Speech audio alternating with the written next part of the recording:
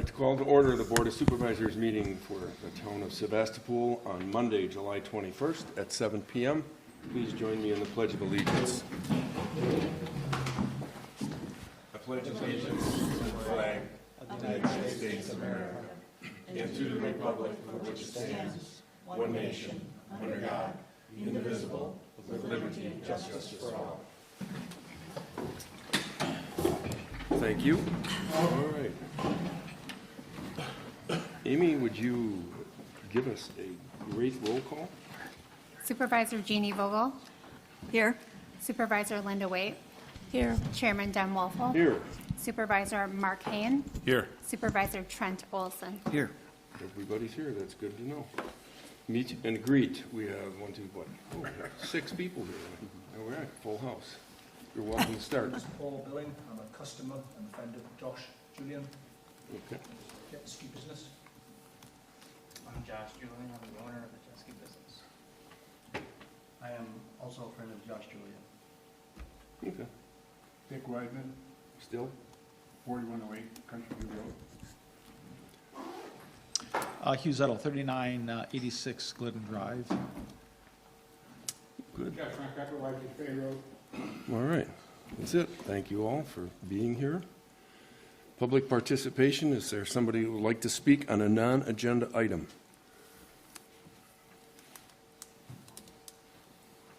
Non-agenda? Non-agenda.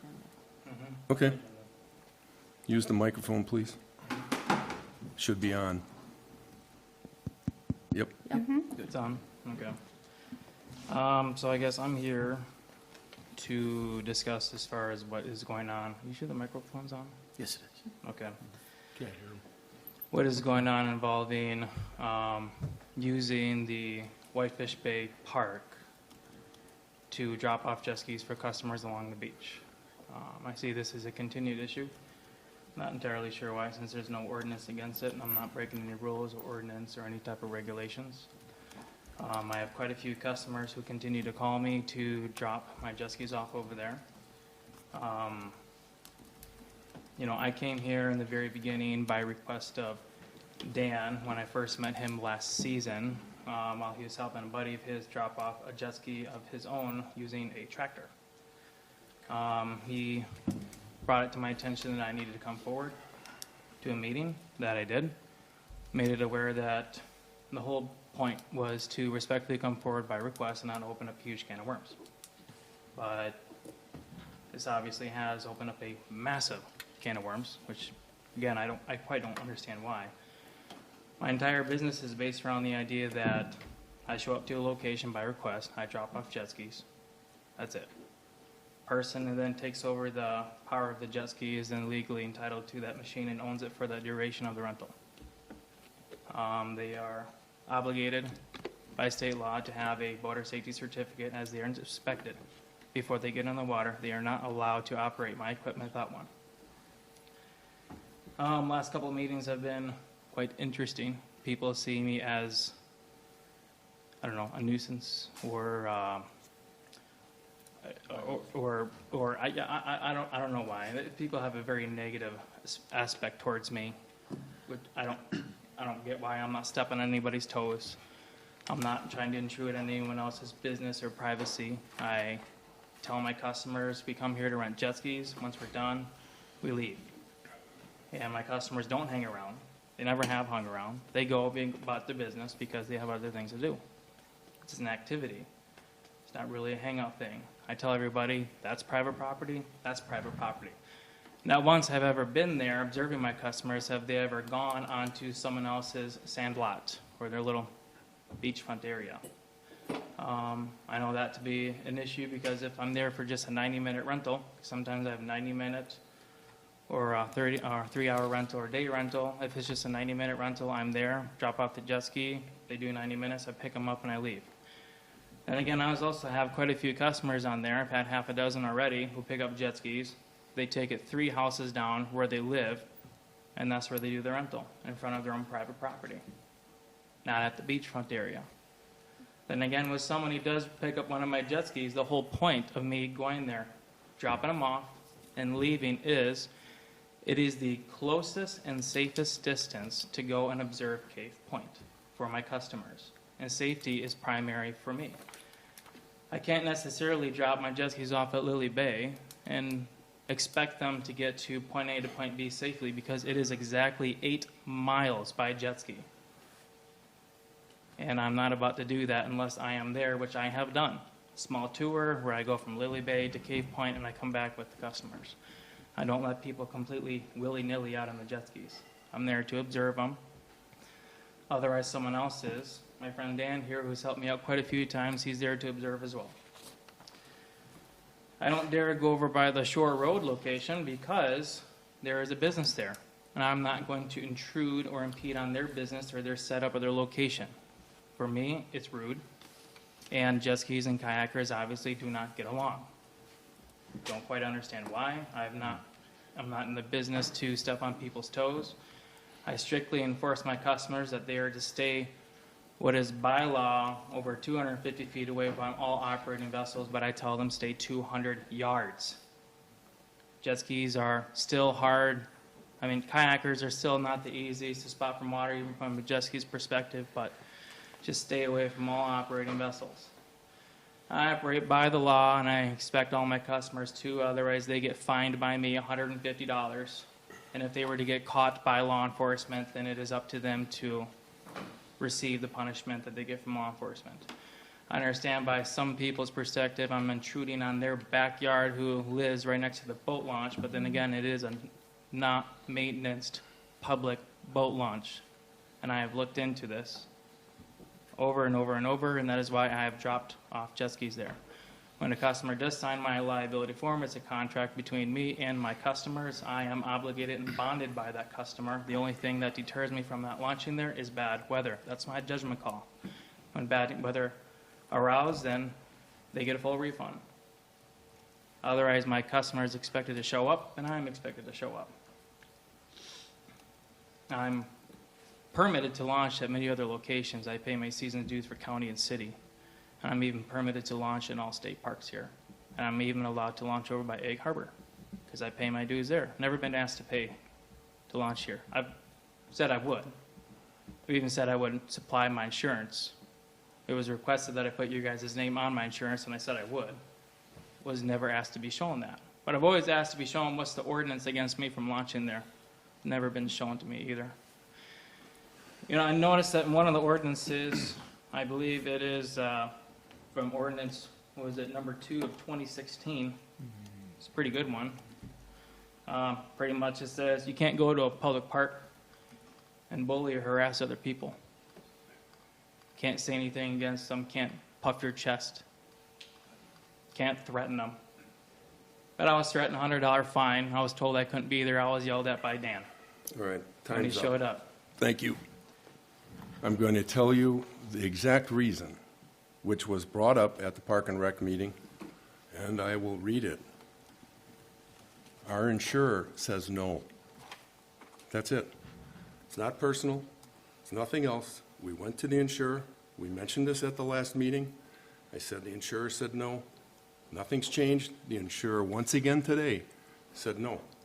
So it's simple But as if that. I do it, I'm not breaking an ordinance. An ordinance is over insurance, so The ordinance problem will be resolved tonight. The Then insurance problem will not if go away. insurer don't allow me, how does it allow anyone else usage of that jet ski park? Another don't ordinance deal back with in that. 2016 in section 4 says no dogs on parks, Excuse me, and dogs there are allowed all the time. excuse me. You're done. That's it. There's no more discussion. We had this at the park committee. We had 2 meetings on it. The reason I just gave you has not changed in any way, shape, or form. The insurer says no. We're not going to go and allow it if our insurance says no. If you have a jet ski with best intentions, God knows whatever, even if you had $1 million worth of coverage, if they ran into 20 people on the beach or some unusual, God forbid, accident, even that insurance wouldn't cover the potential lawsuits. They've said no, that's who we rely upon, that's the reason. The insurance doesn't get involved unless when the jet ski is in the water. Excuse me. The answer is That's not going kind to of common. change. It is common sense. Once the jet ski's in the water or wet, it's not in anybody's jurisdiction. It becomes Coast Guard and becomes state. Excuse me, we're done with this topic. Why am I not allowed to speak? Because it's public participation, not a half-hour dissertation. And I'm it's not publicly on our agenda. participating. I'm not breaking any rules. It's all right, thank you. I'm getting ran over. May I speak? Go ahead. So if you're forbidding Josh and his jet ski rentals, are you forbidding every charter fisherman? Are you? We have no forbidding charter fishermen.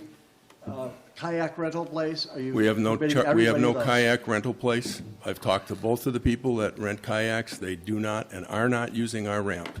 So where's the written documentation stating that he may not launch? It's on tonight's agenda.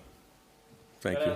So as from 7:12 p.m. on this date, there's no written ordinance or rules or laws. We correct? have the authority from Is the that state. correct? We have the authority from the state to govern access and use of our park. We gave That's you an not answering my opportunity. question, sir. I'm not going to answer your question. I told you we have the authority to do that. We gave you an opportunity through 2 different meetings. The decision was reached based on the fact that we had no insurance coverage. Our agent, our company said no. But what about There's- charter fishermen? There are no charter fishermen. You How can't do you know launch that? there. Do you sit at that boat launch 24/7 Excuse me, and we're watch done with every you. launch? Thank you. We're moving on. We're appealing. You may appeal to whomever you like. And by the way, before you leave, since I did spend the time to watch your 16-minute video, I just would like to let you know that from the nice thing about social media, which you took advantage of, is there is no fact-checking. Facts are irrelevant. Exaggerations were everywhere. Your diatribe was just nothing akin to a Disney fantasy. You know, you neglect to mention, I won't even go there. That's enough. I saw it. It was inaccurate. I know what I neglected. So, thank you. Can I ask- Go ahead, please. So, do. Mr. Chairman, this matter is on the agenda, so will you gentlemen be sticking around when we address this ordinance? Where? And We're on will be the allowed The- comment I- at that yes. time? Item 10, ordinance, regulation of activities at town parks, Yep. we'll cover that. So, all right. Let's go on to the agenda. Agenda properly noticed. The agenda was properly noticed. We need a motion to adopt. So moved to adopt the agenda as noticed. I'll second. Motion by Linda, second by Jeannie. All in favor signify by saying aye. Aye. All right, moved on. Aye. Approval of minutes, Board of Supervisors meeting June 16th. Special Board of Supervisors meeting July 2nd. Should have both, or all had a chance to look at that? A motion to approve would be in order. I'll make a motion to approve the minutes from June 16th and July, what was July? Sorry. Second, thank you. Okay, motion I'll by second Trent, that. second by Mark. All those in favor signify by saying aye. Aye. Okay, approved. Pending business, road work, northeast asphalt proposal for Matthew Road. This one got a little confusing. Yes. You got out of hand. I started a conversation with Tom Ash regarding Matthew Road. And in the middle of the process, Cameron came in, who replaced Tom Ash. And basically, the conversation I had with Tom was that we would rebuild the road, and they would be willing to overlay it, since they're the primary user for the road, and all those trucks are the primary problem with respect to the life of the road. From that, we had a special meeting, and we put doing Matthew Road on hold because it made sense to do that, given where we were. Subsequent to that, I received this proposal, which you see in front of you tonight, basically saying they're willing to participate in the material costs for an overlay section of Matthew Road. And at this time, we were talking RIP to County P. And then based on the most recent prices on Matthew, they figured that the overlay, the additional 1.5 to 2 inches, is a $30,000 value. However, they expect us to pay for the transportation the labor, the trucks, and material. Now, I did call and ask him, and I said, since you have the plant there, there shouldn't be a whole lot of trucking involved. I mean, I don't know how many loads that would be, but anyhow, he did not define that number for me. But it was kind of surprising that if you're going to overlay it, the plant's there, the trucks are there, the equipment's there. So it's a little different spin than what I was anticipating. In addition to that, they put a contingency there that obviously their plant has to be there. And I think we talked about this at the special meeting. We gave them a permit for 5 years, I think. The county they have a conditional use permit. Conditional for 5 years? Yep. Okay. Yeah. So, and they're anticipating that happening next year. And then the other thing is, he said Northeast Asphalt would be awarded the base 2.5-inch pulverized fine grade and pave that section of road. And the final one was the town puts out public bids for roads going forward. The last one's an easy one to answer, which is you can only approve what we want to do from year to year. So that's not a problem. However, I'm not elated with this particular proposal, so I just wanted your feedback. He felt, which I really thought was pretty far off, pulverize and pave that section of road was $105,000 from their perspective, right? And just for grins and giggles, that section of the road from the county was $76,000. So if he wants us to go out and bid that, and the disparity is like $30,000 between, obviously they wouldn't get the business, and then they wouldn't overlay it. That's my impression. So looking for your feedback, and then I'll go back to them and redefine what we're looking for and try and see if we can get to a better solution. Anyway, that's, somebody's got a question. I don't have a question. I have lots of comments. Is this mic even on? You guys hear me out there? Yes. Okay. It just feels like, to me, they think they have us over a barrel, Yeah. Right. and they can do whatever the hell they want. Right, I was reading this, and it's like, this is ridiculous, and the contingents, and, and the conversation you had with Tom was nothing like that, so, what happened between A and B? Right. So, it doesn't make me too happy to not really feel warm and fuzzy to work with Northeast Asphalt. Right. No, I agree with you. I originally was going to go back to him and say, okay, we do the whole road, but after we got this far, I just said, well, let's just, Let's just give them our whole budget. see what, exactly right. So, Well, I was confused too, because like you indicated, we have an estimate from the county if that work was to be done this year, not knowing what next year brings. Like you said, half a mile or so at $76,233. And Northeast Asphalt, it looks like they would do the project for $105,000. And I'm confused as to, okay, so our $76,000 from the county will be the whole ball of wax, right? The pulverizing, the grading, the shouldering, the paving, everything. I'm not sure that Northeast Asphalt is doing the same thing for 105. The easiest thing to do, since we're not doing anything this year, is just put it out for bid next year, well, I agree. right? I mean- And just let this sit, and not commit to anything at this point until we have firm numbers for next year. Looked like it was too good to be true, what we were promised, in my opinion. Yeah, I mean, to have $105,000 to completely reconstruct the road, compared to 76, we could easily pay the county the additional 30 and have them double lay it. Now, there is one other, and this is kind of one of those things that can turn around and bite you, but there is the possibility of changing that road with weight limits.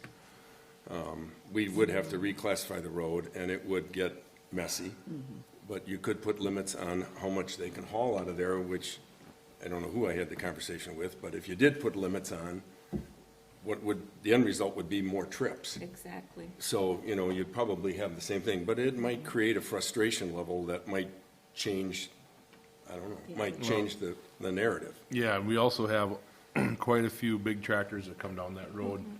Yeah. Gilbert's being one, not naming names. But you guys can't, come you cannot restrict tractors, implements For of weight, it husbandry. doesn't- No, so it doesn't affect, No, nothing egg? no. Egg is Oh, I up thought it was 80. 90,000 I thought it was 80 or 90,000 Well, per it's- axle. per axle, but you can't, they won't have a problem with that relative to a dump truck. I'm not a fan of putting weight limits on, I'm and not like either. you said, you reduce the weight, you're just going to have 10 times more trucks going up and down the road, and, I mean, having that, I know people don't like quarries, not that I'm partial, but, that, having that hot mix plant close to us gives us a benefit. The county buys asphalt from Northeast, so Right. there's a Right. benefit to having that hot mix plant there, so. Well, the obvious piece, as you mentioned, is we're not going to do anything except potentially try and refine this in a verbal conversation with him, but we would bid it next year. And based on his own statement here, if they weren't awarded it, they wouldn't be interested in the overlay anyhow. And given their pricing right now, it'd be difficult to believe that they would be awarded it. So I just wanted you to be aware of what happened. It was a little less than what I anticipated, so we'll hold it over.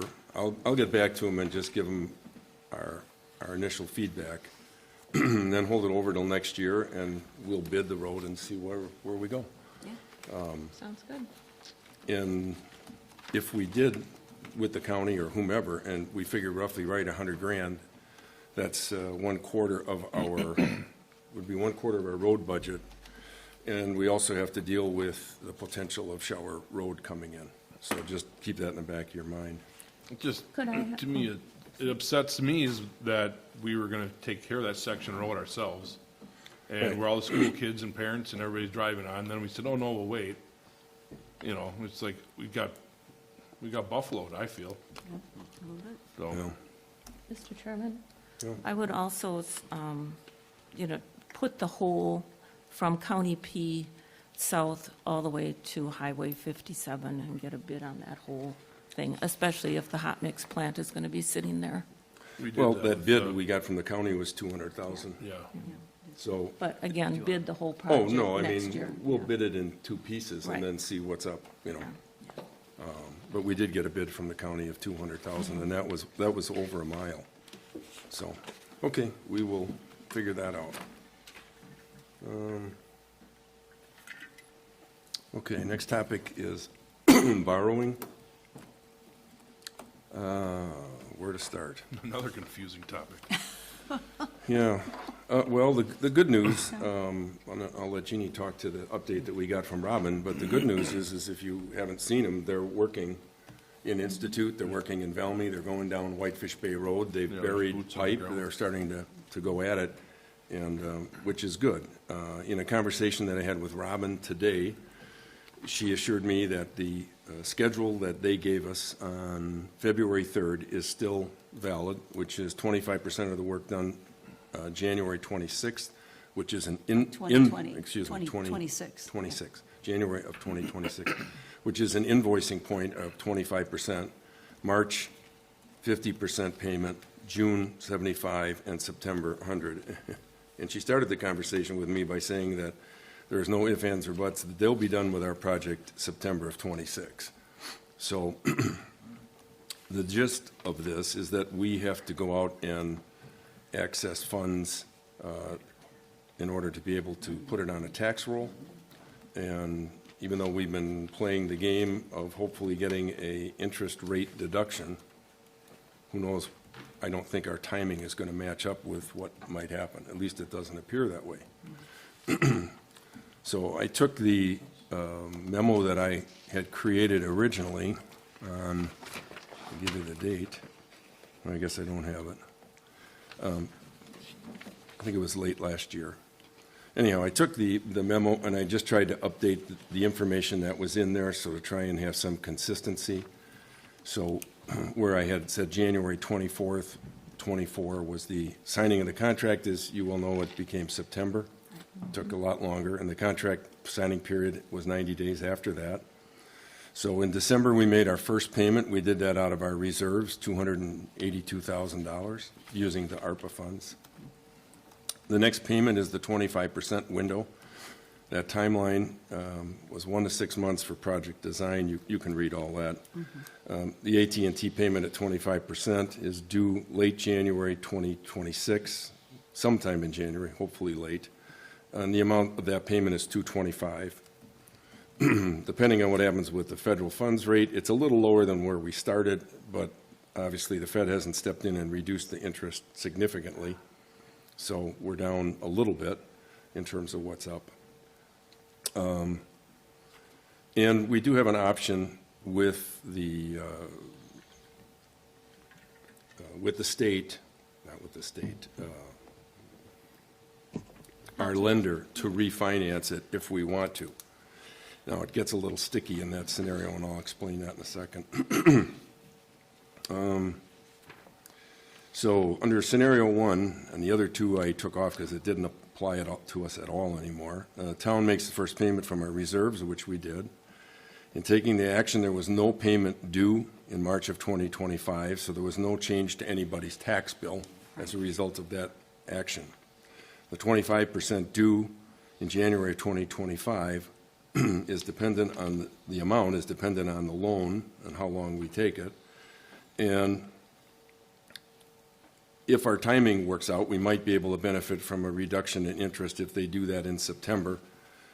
But we have to be ahead of the game because it takes roughly 60 days after we submit the paperwork for approval of the funds and for us to actually receive it. The current rate's 5.5, might slide. Now, the lender, if we decide to refinance the payment, they allow you to do that. In fact, I'll just read it. The loan in the normal repayment schedule funds, which are dispersed after August 31st, result in no payment until 2027. You may or may not remember that from before. It's kind of a goofy deal.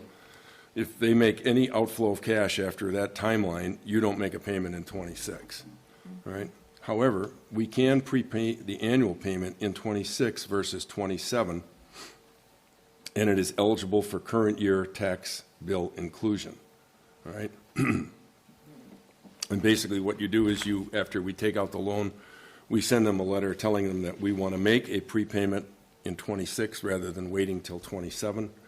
And then that, as far as the government's concerned, becomes doable in this calendar year, and you can put it on the tax rolls. And they have dealt with this numerous times. It doesn't seem to make sense to me to delay this thing another year and just continue paying more interest and now have an 11-year or 21-year term, depending on what we do. The other option is in the event of interest rates, should they fall significantly, something change, and we decide to refinance, you can do that with them. But they require you to take another 25% of the remaining, I think it's remaining, not original, loan value out in new money.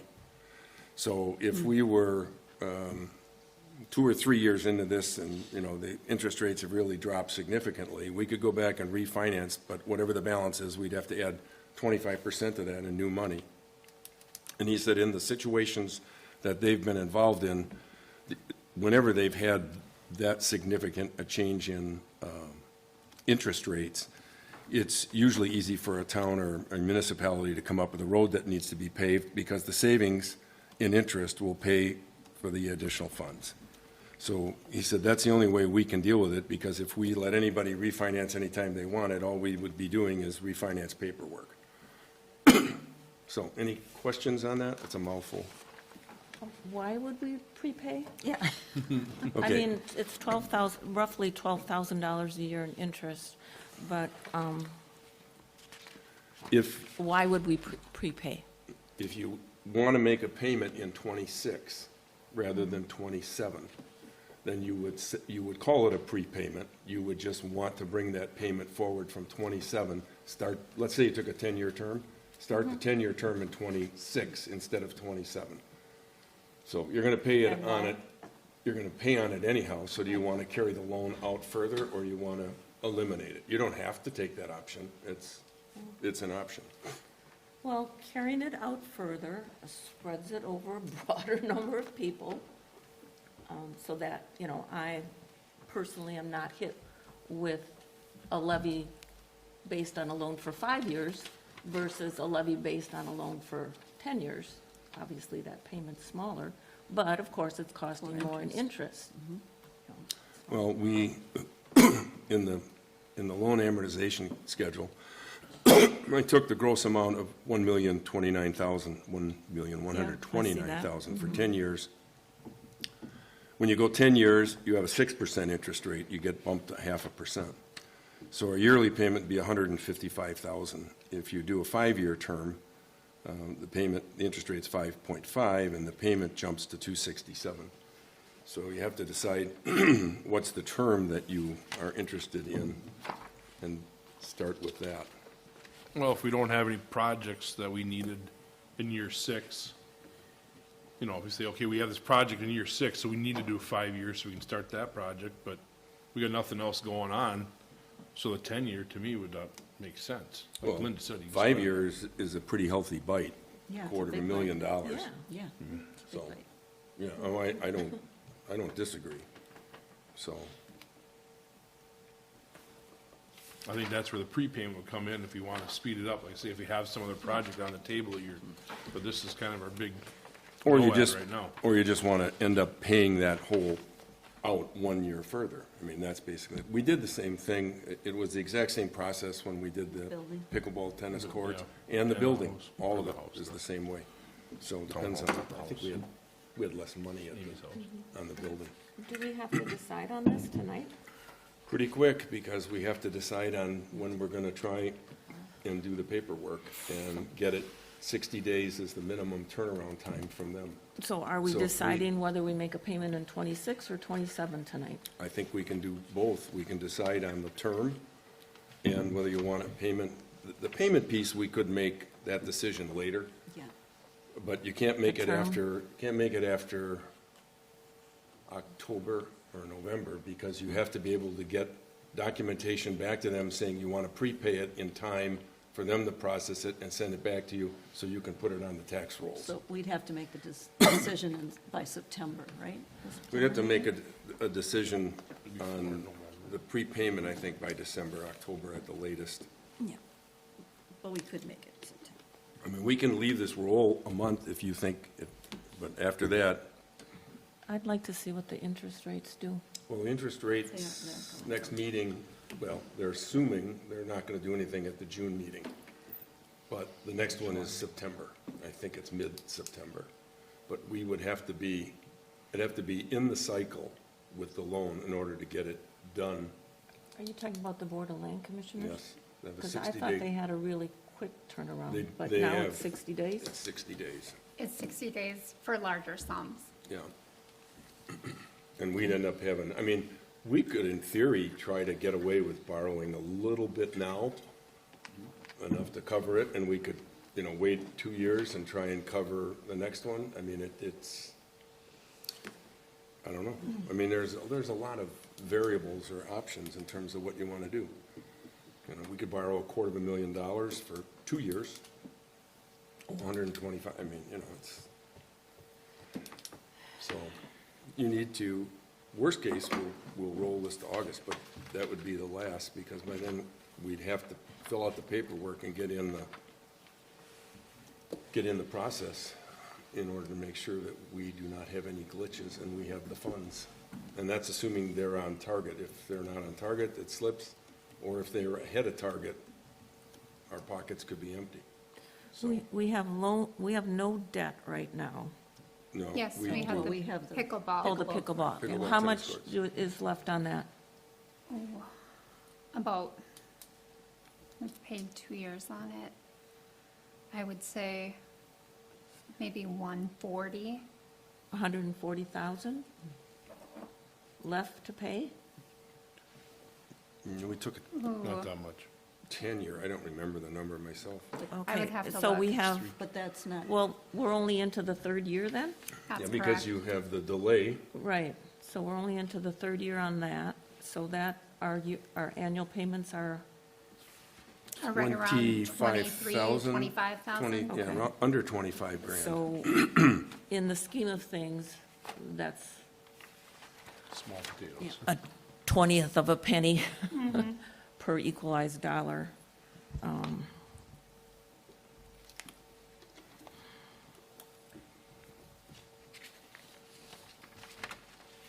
don't know.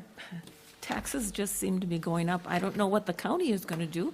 Maybe our supervisor can give us some insight on that. But, I mean, my taxes went up a lot. If I can spread it out, And, well, and you don't know what's More. going to happen with school. right. Maybe Dick could tell us that. Yeah, we have two experts right in front of us on county and school. No, you don't have to No, commit. we're joking. You don't have to commit. I'm Joking. joking. Who's administering the loan? Board of Land Commissioners through the state. Same people we use for the town Yeah, hall. So, yeah, they're very accommodating and easy to work with. I guess, I So don't the- know. so the I'd prefer options- 10 years, but. the options come down to borrowing it all over a 10-year term and rolling the dice if the rates come down and refinance it later, or borrowing the exact amount, but boy, we're going to be back to the well rather quickly. I think the timeline is January No, to it's March. It's very tight. Yeah, It's- so we'll turn around and take out another loan.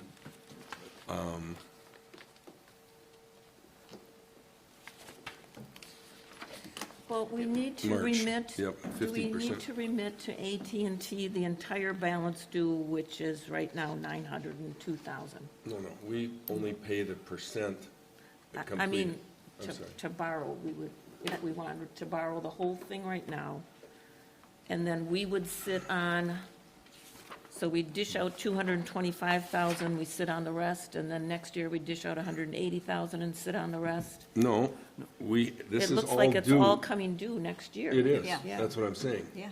We either Because the project borrow be it all Yeah. and have it, I mean, really, by the time we get the money in hand, November, December, we have all of the funds, and it's gone within 9 months or less, depending on their completion rate. But we would earn a little bit of interest on it, Way Amy's going, we'd earn a lot. yeah, on $1 million.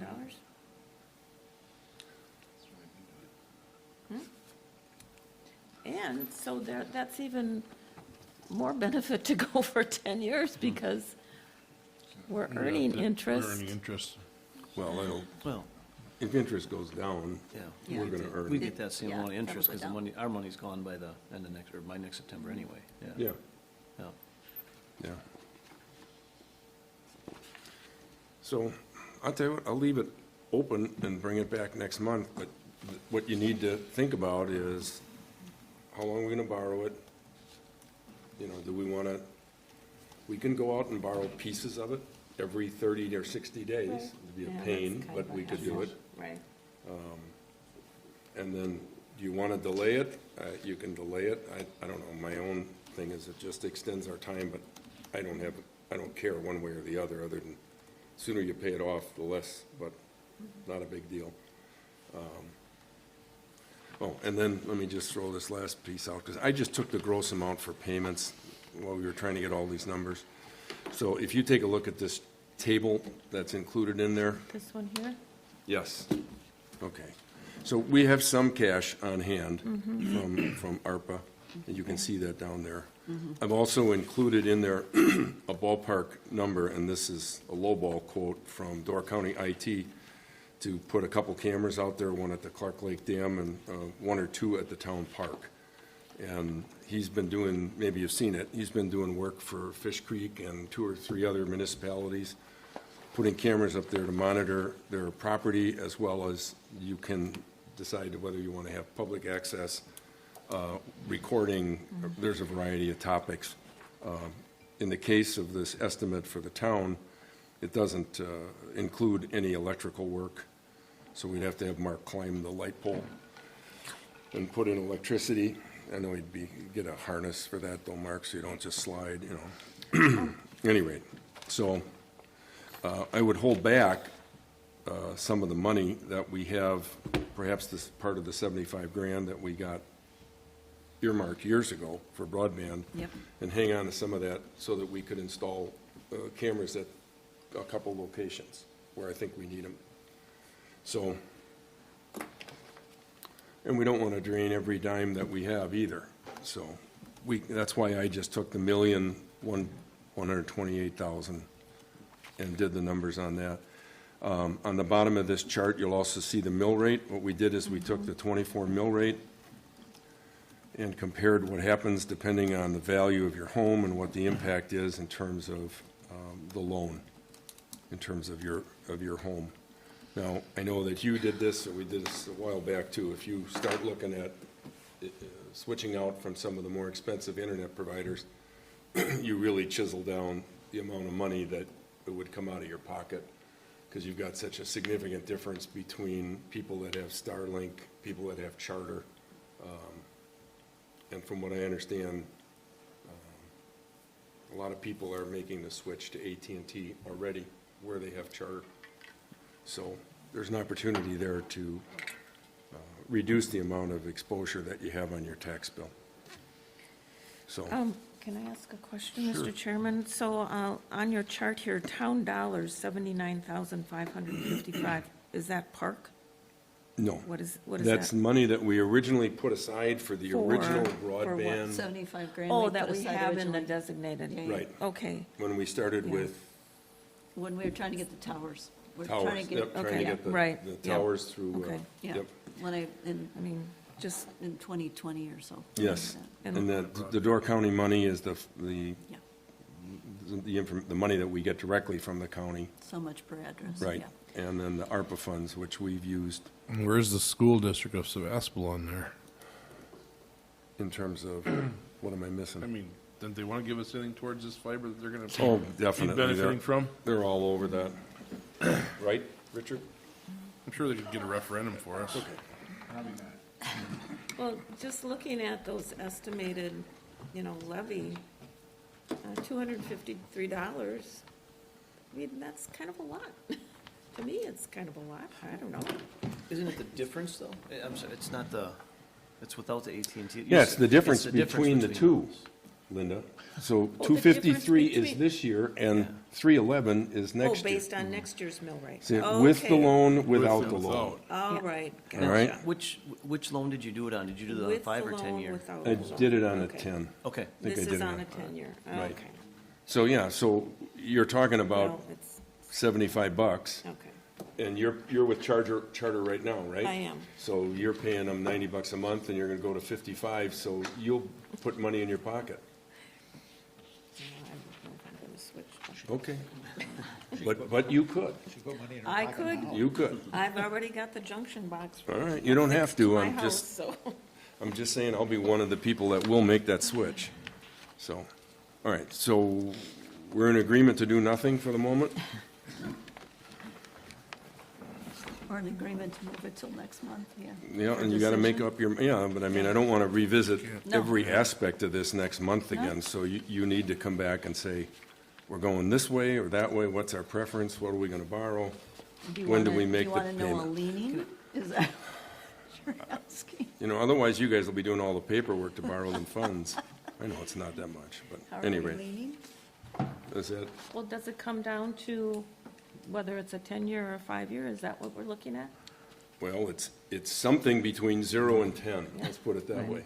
If you wanted to piecemeal it, we could, otherwise, I think realistically, 10 years, because otherwise you're gonna, that payment doubles.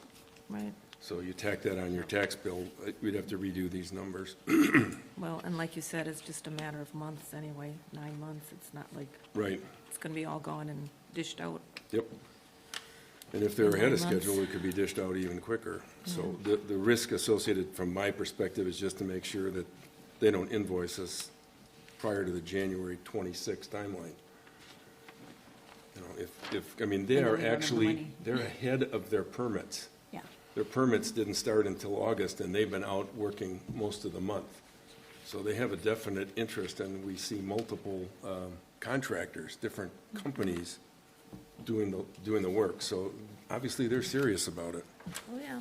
It's going to slow down, obviously, when it cools off. The work Oh. definitely slows down. Oh, yeah, I'm sorry. So they're making hay while the sun shines. Right. And they were still working tonight when I drove through at 6:15, 6:30.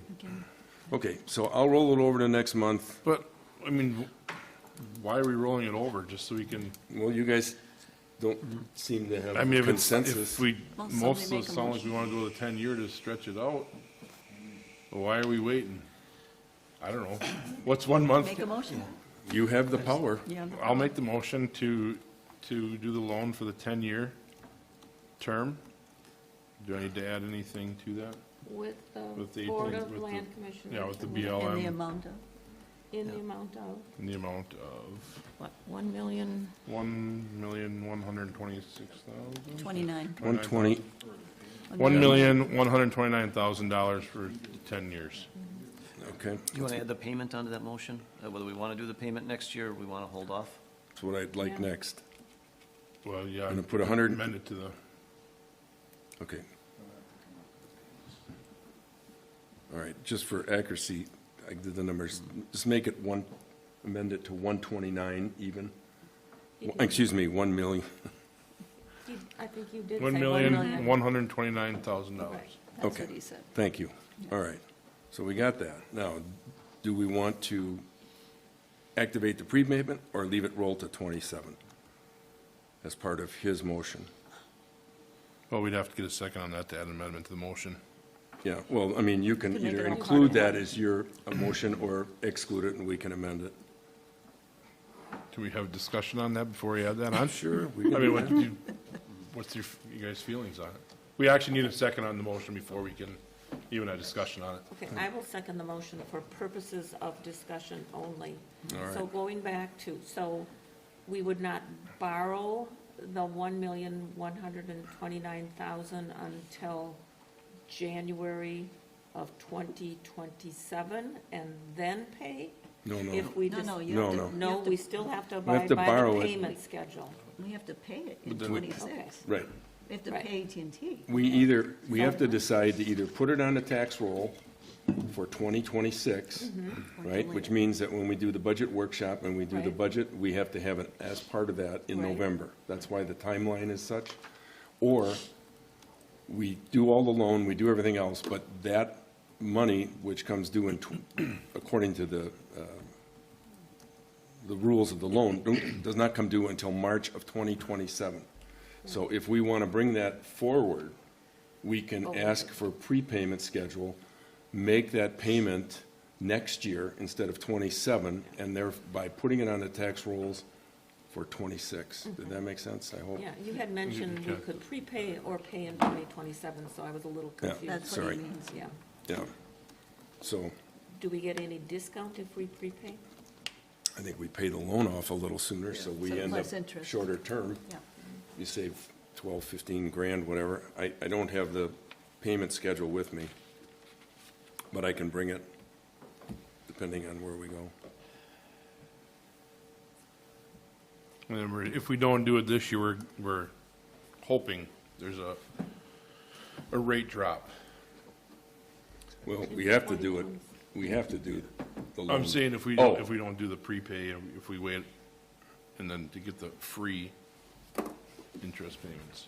Well, if So if we don't if make we a do payment till it, 27, Yeah. if we don't do it till 27 and the interest rate dropped 2%, all right, just for then we could conversation, refi. we'd have to go back and borrow 25% more That's the thing. than a Yep. million, Yep. right? So now we'd be borrowing So borrow more. $1.5 million, roughly, right? So then you add that interest, so that, I don't think that's part of the conversation. I think it's just, Well, can we just say payments to be made in accordance with the schedule? well, that's 27. No. That's 27. Yeah, that's 27. 2027. I mean, all right, here, let's do it this way. Let's take Mark's, what does Mark have, Amy? Read it back to me. Motion by Haynes, second by Waite, to make the loan 10 years and the amount $1,129,000. Okay.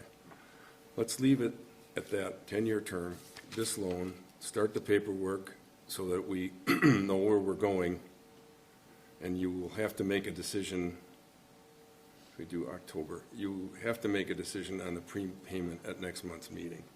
All right, so I mean, you're gonna have a month to think about delaying it to 27 or bringing it into 26, because we have to have it in hand, have to have the paperwork have to have it back to them so that we can put it, if we do 26, so it can be part of the budget Part of the budget. for that workshop and the special budget levy. special hearing and everything. I can't do that after the Yeah. fact. Unless someone has a feeling they want to put an amendment on there and do it now. You wanna think about it? Yeah. Think about it. Okay, so we have a motion on the floor by Mark, seconded by Linda. Do a 10-year loan at 120, excuse, 1 million. 120, 1 million, thank you, $129,000. Any further discussion? Hearing none, all those in favor signify by saying aye. Aye. Opposed? Okay, we will take care of that, and on next month, you have to tell me which way we want to go. All right. All I have to do is find my agenda. Newsletter? It's in my file. Newsletter. Newsletter, thank you. Newsletter, Ready? ready. Oh, boy. All right, so Laddie has all of the articles, plus pictures, photos that we've gathered up. He's working with some new software according to Laddie, is very complex, plus he had some problems with his, a few glitches with his computer. So he is working on it. This is the latest that I received from him this afternoon. He's laid out the articles so that we have an idea of the space. We had asked for an 8-page letter. Please give serious consideration to a 12-page newsletter. If we insist on only 8 pages, we have to cut out 2 or 3 articles, and our pictures will be the size of a postage stamp. So, with 12 pages, we can have a terrific, illustrated, colorful publication.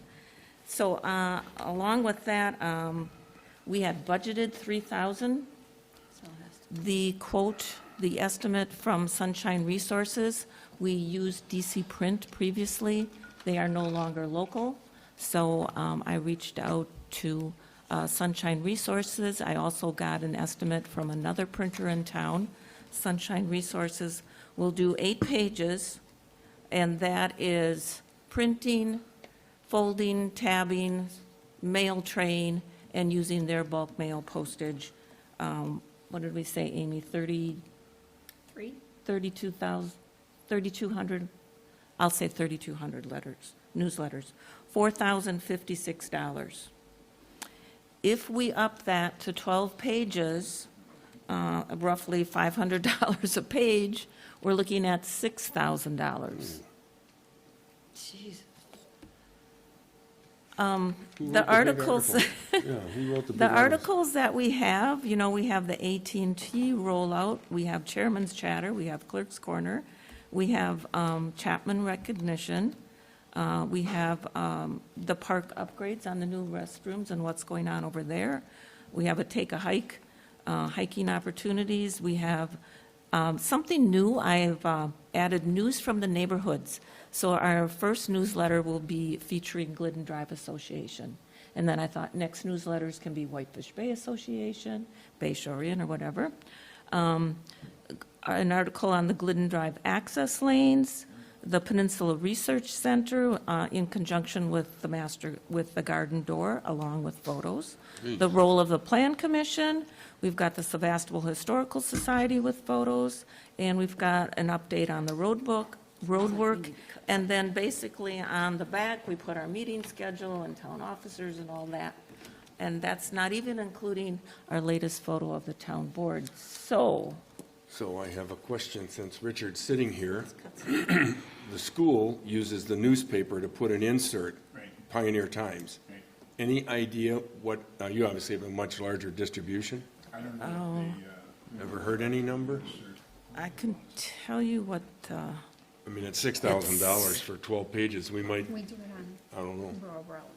So, we have a much broader, I mean, obviously, much broader. right, because the pulse goes to everybody in the county. It goes to, towns, Big Harbor, and Jackson.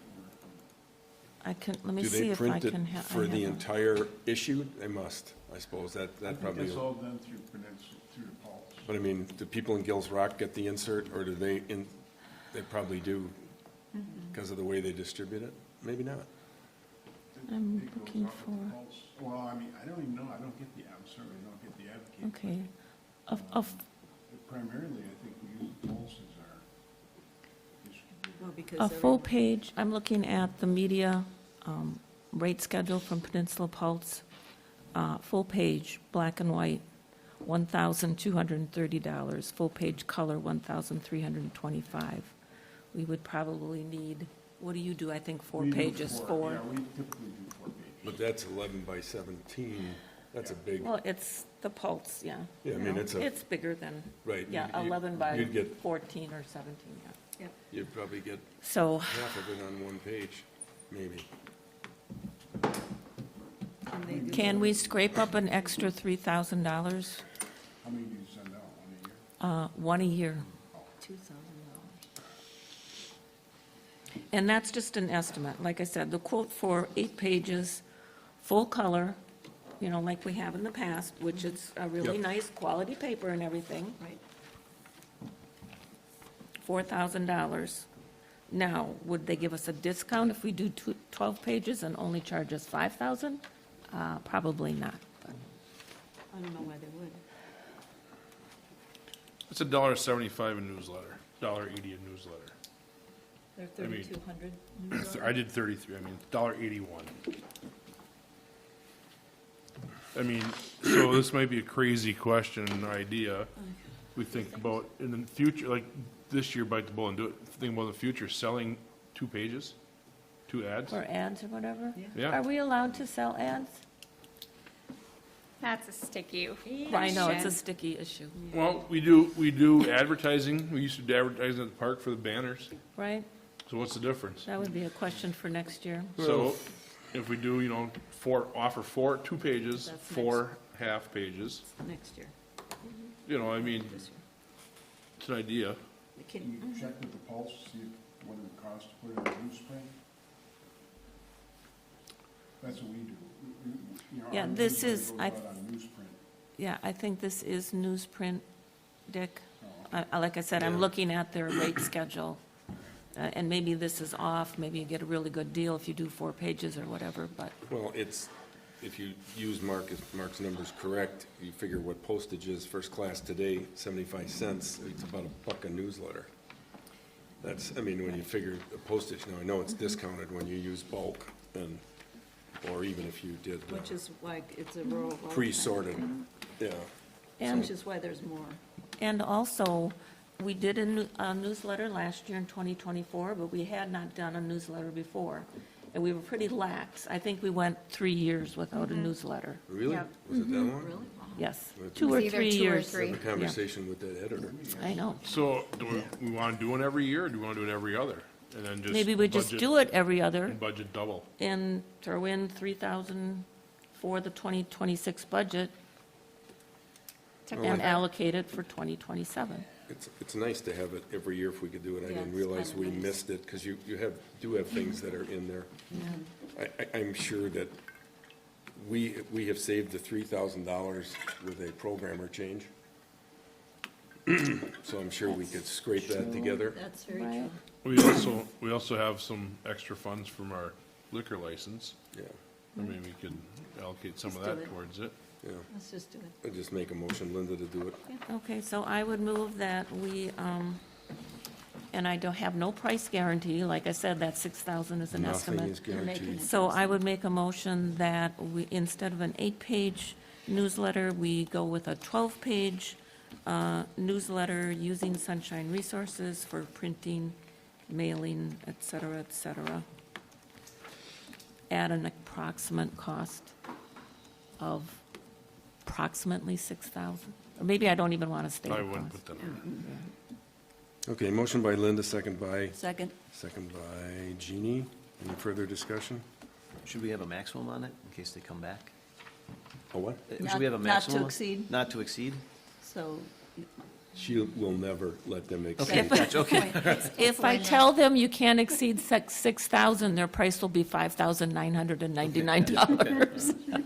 I think we're good. Okay. All right. All those in favor signify by saying aye. Aye. Opposed? Okay, good. I'm sorry, when I lost my agenda for a second, I cut Jeannie off at the pass. I just wanted to have her give you a couple minutes to share some good news relative to AT&T that we did get this month. So would you like to talk about I those? can. This is where I had hoped that we'd have a map up on the screen. Trust me, it's up there. Yeah. So you're going to have to use your imagination. So they specifically give an area by numbers, so there is a map. So the targeting construction completion by the end of August to be ready for sales and orders in September. And then that goes on to August to September, September to October. So there's 3 areas. Basically, it's the northern part of our town. Like 3 sections in the northern part of our town. Right now, it excludes And- Clark Lake, but right. everything literally from Clark Yes. Lake to the east and Town Line. Yeah. And you To all Clark have, Lake, you yeah. all have the map. It's just that the public's not able to see the map. Right. So you see and then all the others say survey work in progress. But we know, as Dan said, that there's been a lot of work done already here in our, Valmy Institute area. So, they're moving along. So there will be, the bottom line is there will be customers in our town that in the fall will have an option to sign up for AT&T. And a fairly significant little piece of geography, but Yeah. And they're hard at it. we'll put this map, I think it was intended that it was, right, Amy? There was a map going in for the newsletter from We have it- AT&T? Do we have this on our website? And it should be up on the website. It is up on the Yeah, website. I don't know if it's Yeah. going to be in We the don't have to newsletter. put it in the newsletter. Right now, I don't have it in the newsletter. It Like I doesn't- said, we're running out of room It already. doesn't need to be because it's up on the website. Yeah, and I have the website. So folks, look at the website. Right.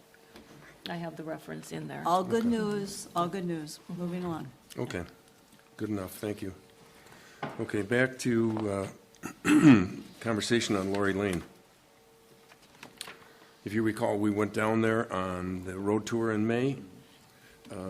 There has been a lot of rumbling down there, discontent over the fact that WPS went in there a few years ago and saw cut, I don't remember how many, but in the teens, the low teens, I believe, saw cut across that road when they brought power underground and, or natural gas. And now Sturgeon Bay Utilities is in there, saw cutting everything for power. And so we've had phone calls from people down there, one of which, is Jim Nellen, amongst others, that have contacted me concerned about the road. And basically, my contention in the initial conversations I had is that we probably ought to shy away from trying to fill those saw cuts this year. That was my initial thought, because they have a tendency to sink, and then Yep. the following year, you have a ditch, a little dip, which nobody's particularly fond of. Then I had a conversation with Jason Beery from SBU, and he said that their assessment of WPS's saw cuts and fill were 1.5 inches of blacktop to 2 inches. He said they have a contract with Beeson to put 4 inches in, and he said, we'll compact it first, and it will not, he does not feel it will dip or create a dip at all. So at the time that he got that pricing, he got a price from Beeson, 7,000. $7,000 for them to fill all of the saw cuts. So before I made a decision one way or the other, I thought I'd throw it out there and let you guys put your input in. If we leave it go and it is really bad next year, obviously, we're not going to overlay it. We'd have to reconstruct it because there's just too many cuts. Or we take the approach that we take SBU at its face value and we repair the WPS saw cuts at the same time that they do their work, which would be the end of July, I think tentatively. And there's a note in there from Jim you can read as well in terms of where they're at. So just need some direction so I can get back to Jason and say yea or nay, and here's what we'll do or won't do. I have some comments. Yeah. So I did drive down there, and I counted 7 new saw cuts, obviously made by Sturgeon Bay Utilities, for the fiber. and I counted 4 or 5 old saw cuts, supposedly from WPS. On the road that I live on, we just had a recent estimate to saw cut and fill with hot mix asphalt, and that was $1,000. So if Sturgeon Bay Utilities can get Beeson to fill 4 or 5 or 6, or repair 4 or 5 or 6 saw cuts for $7,000, that's pretty much in line with the $1,000 estimate that we had for our saw cut and repair. So I don't think that $7,000 is outrageous. No, and he I doesn't. am a little worried about the sinking, though. Everything just seems to sink. But Well, I mean, if we decide to do that, we can also communicate down there that, hey, we'll do it this year, but if it dips, it dips. There's nothing, we're not going to Yeah. react to that next year if, Right. Or, we do nothing and it's going to get worse next year, and then No. we're probably into the land of reconstruction because we'll get a myriad of complaints. So, I say we go with this. Mr. Chairman, is SBU going to fix theirs same no time. matter what we do? Right. No matter what we decide, they're going to Yep. They're fixing saw their saw cut cuts. and put in Right. asphalt? They just simply had a conversation with the landowners down there, which said, well, gee, if you're going to be doing it, get a price for us because all the equipment will be there, which Right. makes sense. And so that's what they did. They came back and said, we'll repair all of those for $7,000 additional. And their timetable, I think, is end of this month. Plus, the working, I mean, it is such tight quarters down there. Yeah. Once you have the Nobody moves for a asphalt couple machine days. down there and the paver and the roller to do it all at one time, Yeah. instead of trying to haul them down there again and then maybe damaging the SBU repairs that they've already done, I don't know. Just get it done. So Would we're that not come holding out our of breath? Oh, maintenance? sorry, excuse me. Would that come out of maintenance? Yes. Yeah, that would come out of maintenance. We're not holding our breath, waiting to see what WPS is gonna do? They're all over it. I mean, because, you had on there. Yeah, they Reach out to them, they just, they haven't any interest. They've been pursuing it as landowners down there, trying to get them to do something, but okay. and it's been, I what, didn't see if 3 that was years final. since they were down there? That's a while. So, anyway, so if you want to do it this year, that's fine. I'll call and tell them to do it, and they'll get it done. Good to So go? would Beeson bill us directly, or does SBU bill us? I'm going to guess they'll I don't know the answer to that, but I'm guessing that since they contracted with SBU, they'll probably take our word that we'll pay them and they'll bill us, but I'll find out.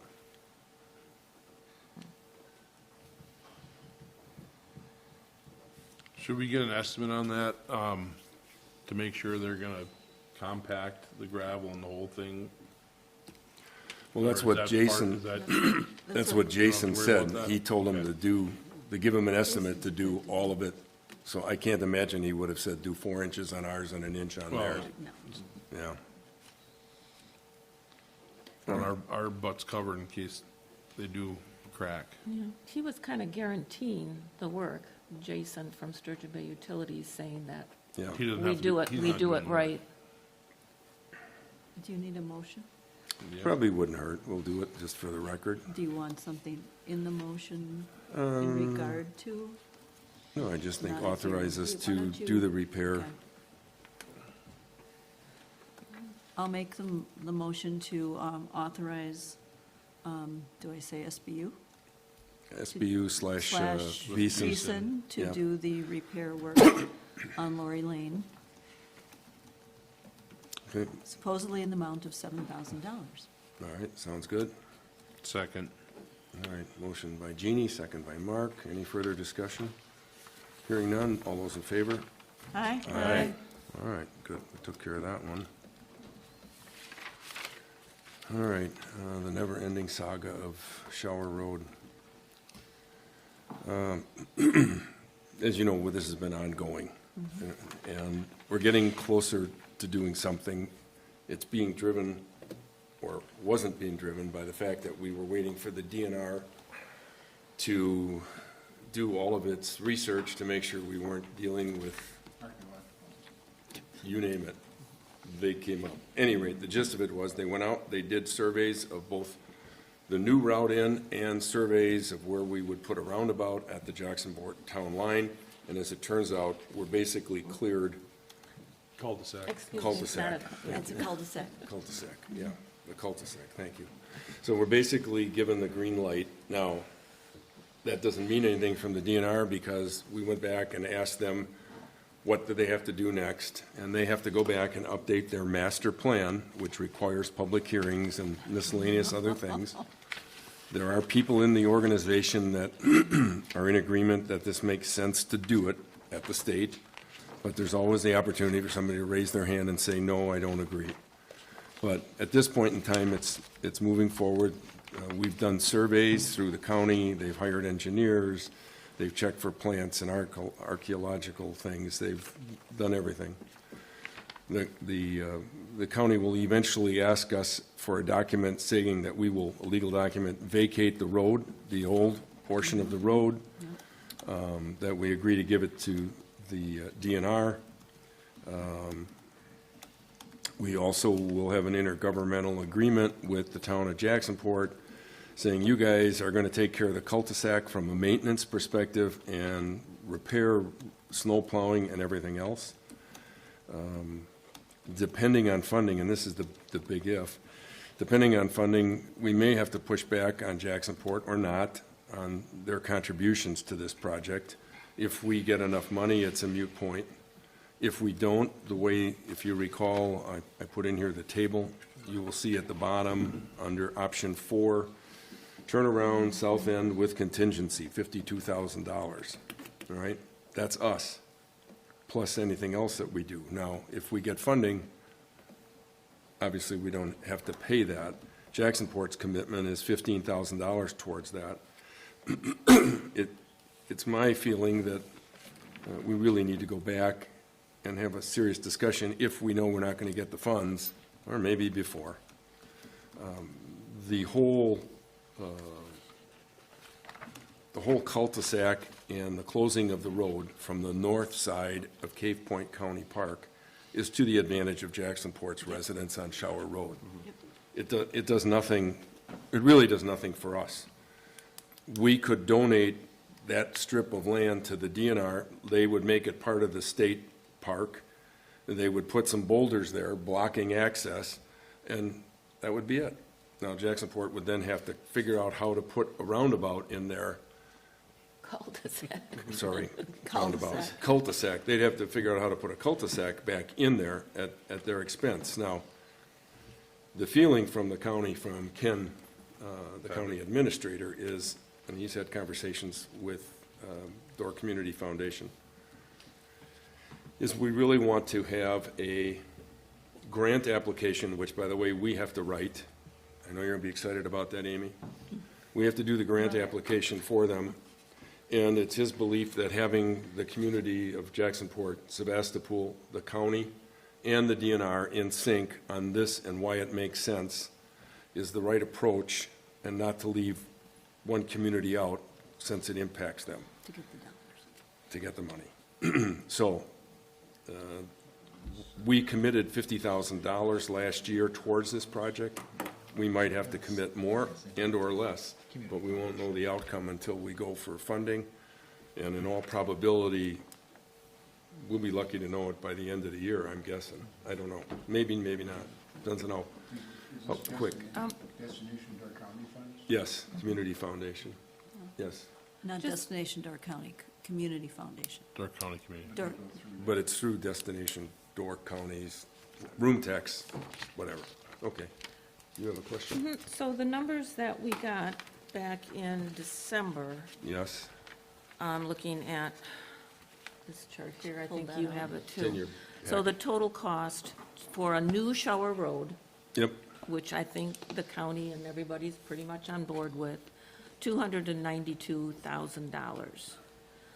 Then there were other options to mill up the old road, turn Which is it not- into a trail, not going or to happen. whatever. no. Add the cul-de-sac at the south, or add the turnaround, which is our expense, I guess. Yep, Quarry wash, I mean, that's all in there. The cul-de-sac, I don't think the cul-de-sac was in this 292,000. No, it's why it's down below where it says optional items, cul-de-sac, and that's why I said we have options to go back and touch And how much base. was the cul-de-sac? 52. I'm not looking at that. 52,698 Oh, estimated. See, I'm confused because on my thing, it says turnaround south end, 52,698.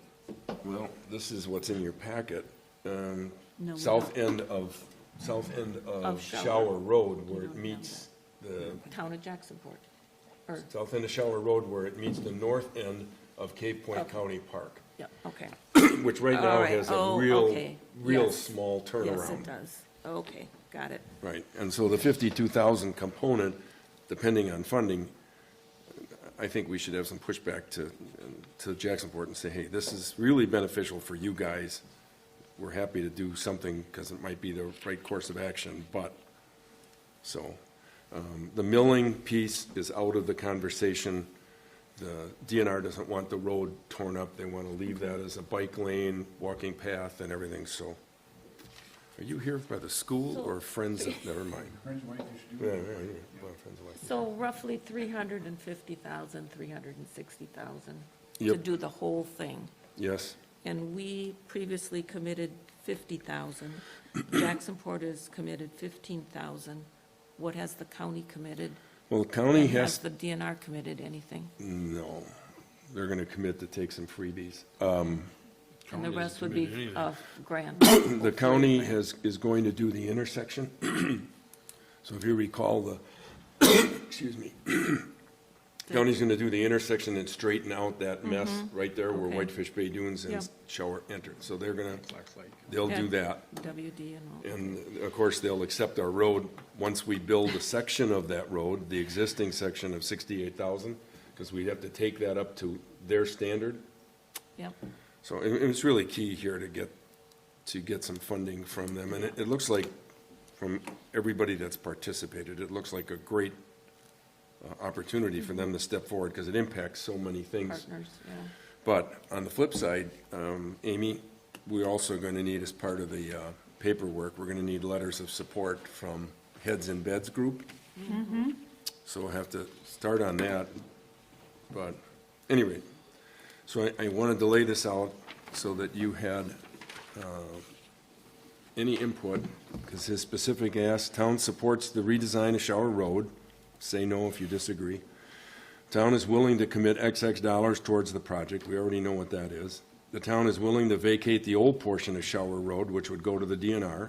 I think we all agree on that. Yep. Town is willing to build, redesign Shower Road and to county standards. That's that first section. Yep. And request the county to make it part of county WD. Excuse me, would it Yes. no longer have the name of Shower Road then? You know, now that I look at it, it's the first time I've actually read that. I don't know. You We recall talked it all? about that, we talked about that at the meeting. I think it would be WD. Yeah, Oh. Thad said something about that boring. at the meeting. It would be, I don't It recall would have to be myself. WD. Well, you have two already. You have Clark Lake Road, and it's County WD. Yeah, that's true. It's, It could be an extension of Clark Lake Road running into Cape Point. What, we'll have to Well, find maybe out. could have a unique name. Like A new name? All right, The other Cave Point Drive. yeah, there you go. Anyway, okay. Town is willing to have an intergovernmental agreement to have Jacksonport plow, plan, and maintain that Okay, road. yep. So, do we have any objections to any of those things? Because he's asking to get back to him so they can put something in a document. I do have a question. So on the Jacksonport agreement to have Jacksonport plow it, but would we cost share? No. No. No cost share? No, They're they done. would, we'd build it, if we got stuck with all of it, worst case, or not all of it, but less 15 grand. Okay. They maintain it from that day and They they plow plow it. it, and it's. It's all their right. And baby. it would be blocked anyhow down there Okay. on both sides. If we do not get funds through the grant, are we still committed to that $50,000? Well, chances are, if we don't get funds, this whole thing Yeah, with could not enough collapse. money. Okay, I mean, the county does not have, correct me if I'm wrong, you guys don't have any firm dollars in here at this point for that road No, the only thing that's in there is for the rebuild at that intersection. of the intersection, that's what I thought. So we have to have funds to, in order. We for have, it to we have to have happen. funds, or if we don't get enough funding, then we have to decide, do we want to do a few partial, more, yeah. put some money aside this year, next year, whatever. All right, thank you. You know, don't know. Okay. All right, so we're good to go on that? All right. That covers the intergovernmental ordinance. Okay, Mr. Chairman, can I step out for 1 second and use the restroom? sure. We'll take a momentary Sorry. pause. I drank too much water this afternoon. I apologize.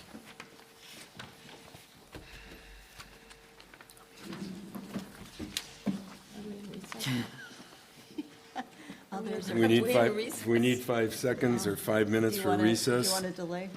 Yeah, we'll take a Motion, 5-minute motion to take 5-minute recess. recess. These meetings are getting longer. Linda, second. All All in in favor, fa- aye. aye. Okay, well, there's only a majority of 3.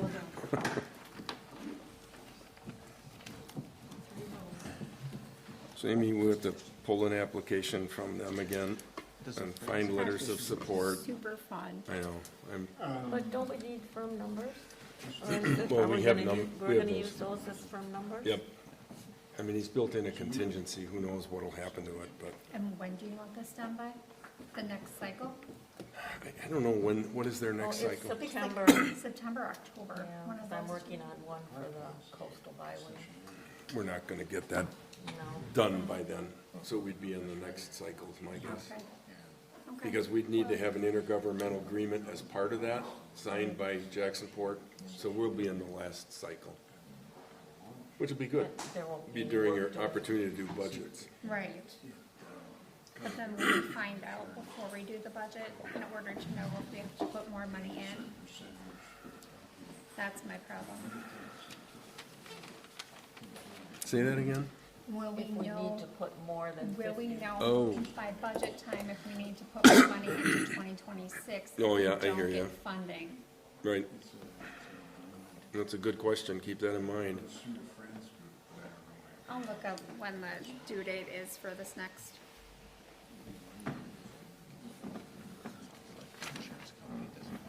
Well, everybody went. Well, that's good. Started some cool trend. This is probably the only time we could have used regional planning to do a grant. Right. Can we go back and say, oh, we changed our mind? Too late for that now. Okay.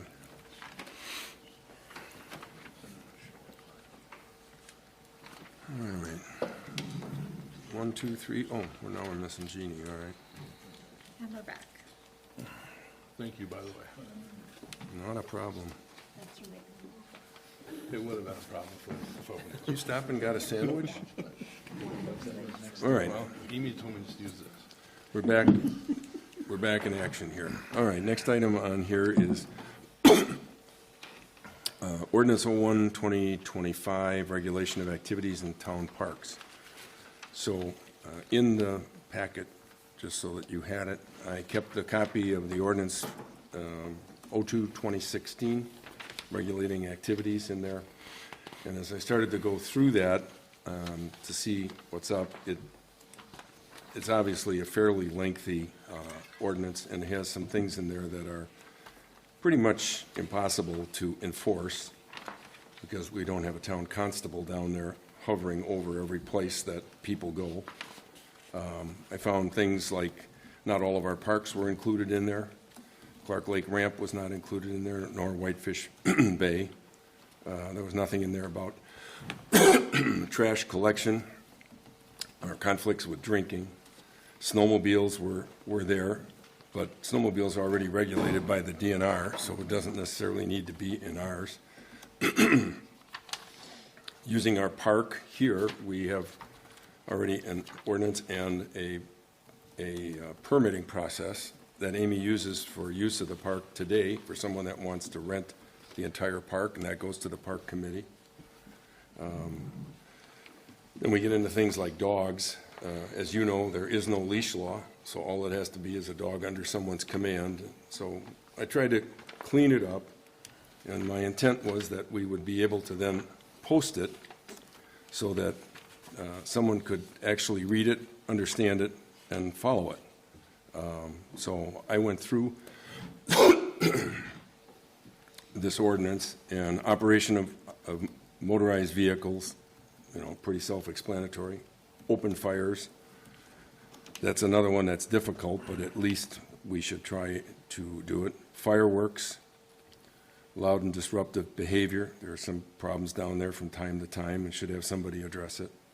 Littering and waste disposal, and commercial activities, selling goods or services without prior authorization from the town is not allowed. That addresses the specific related to kayaks, jet skis, or any other business activity. And vandalism or defacement of property. Under penalties, and I think I included this in the note to you, violations of the ordinance may result in fines not exceeding $500. I think that's probably a little high. We could stagger that or adjust as need be. And enforcement would be by the Door County Sheriff or any town supervisor, which is a little different than what we've done in the past. When there were multiple ordinances going back that I think, Trent, you guys consolidated or eliminated some. Yes. Going back to the days that we had a constable. And there was one on hours of operation. There's been a lot of piecemeal parts.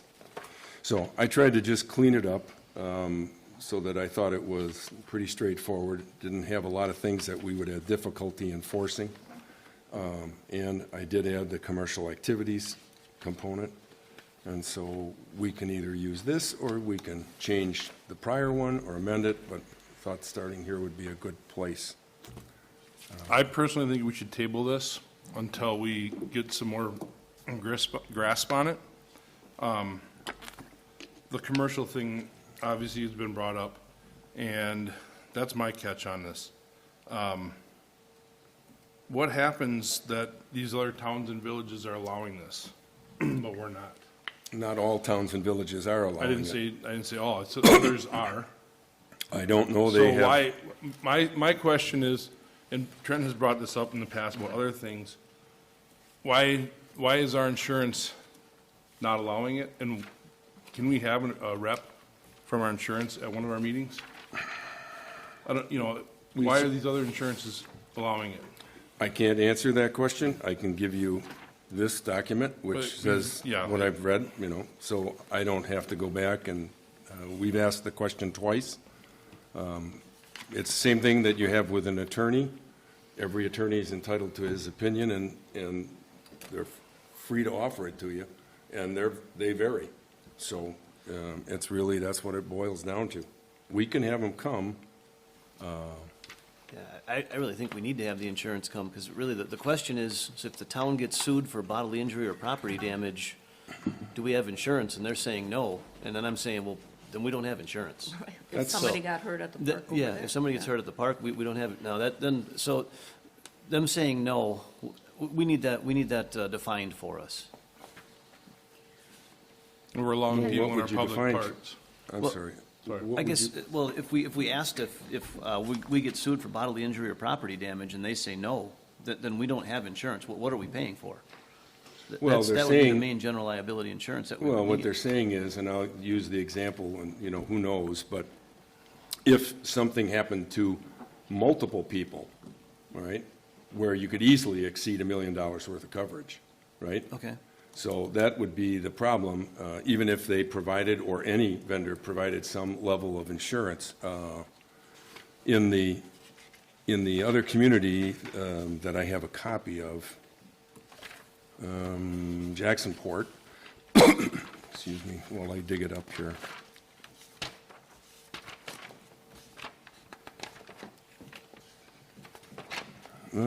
Somewhere in my pile, maybe it's here. Jacksonport not only asks for $1 million worth of coverage, it also asks for bodily injury insurance, naming, here it is, By the company? by the company. So it says, and I'll read this. This is Jacksonport's.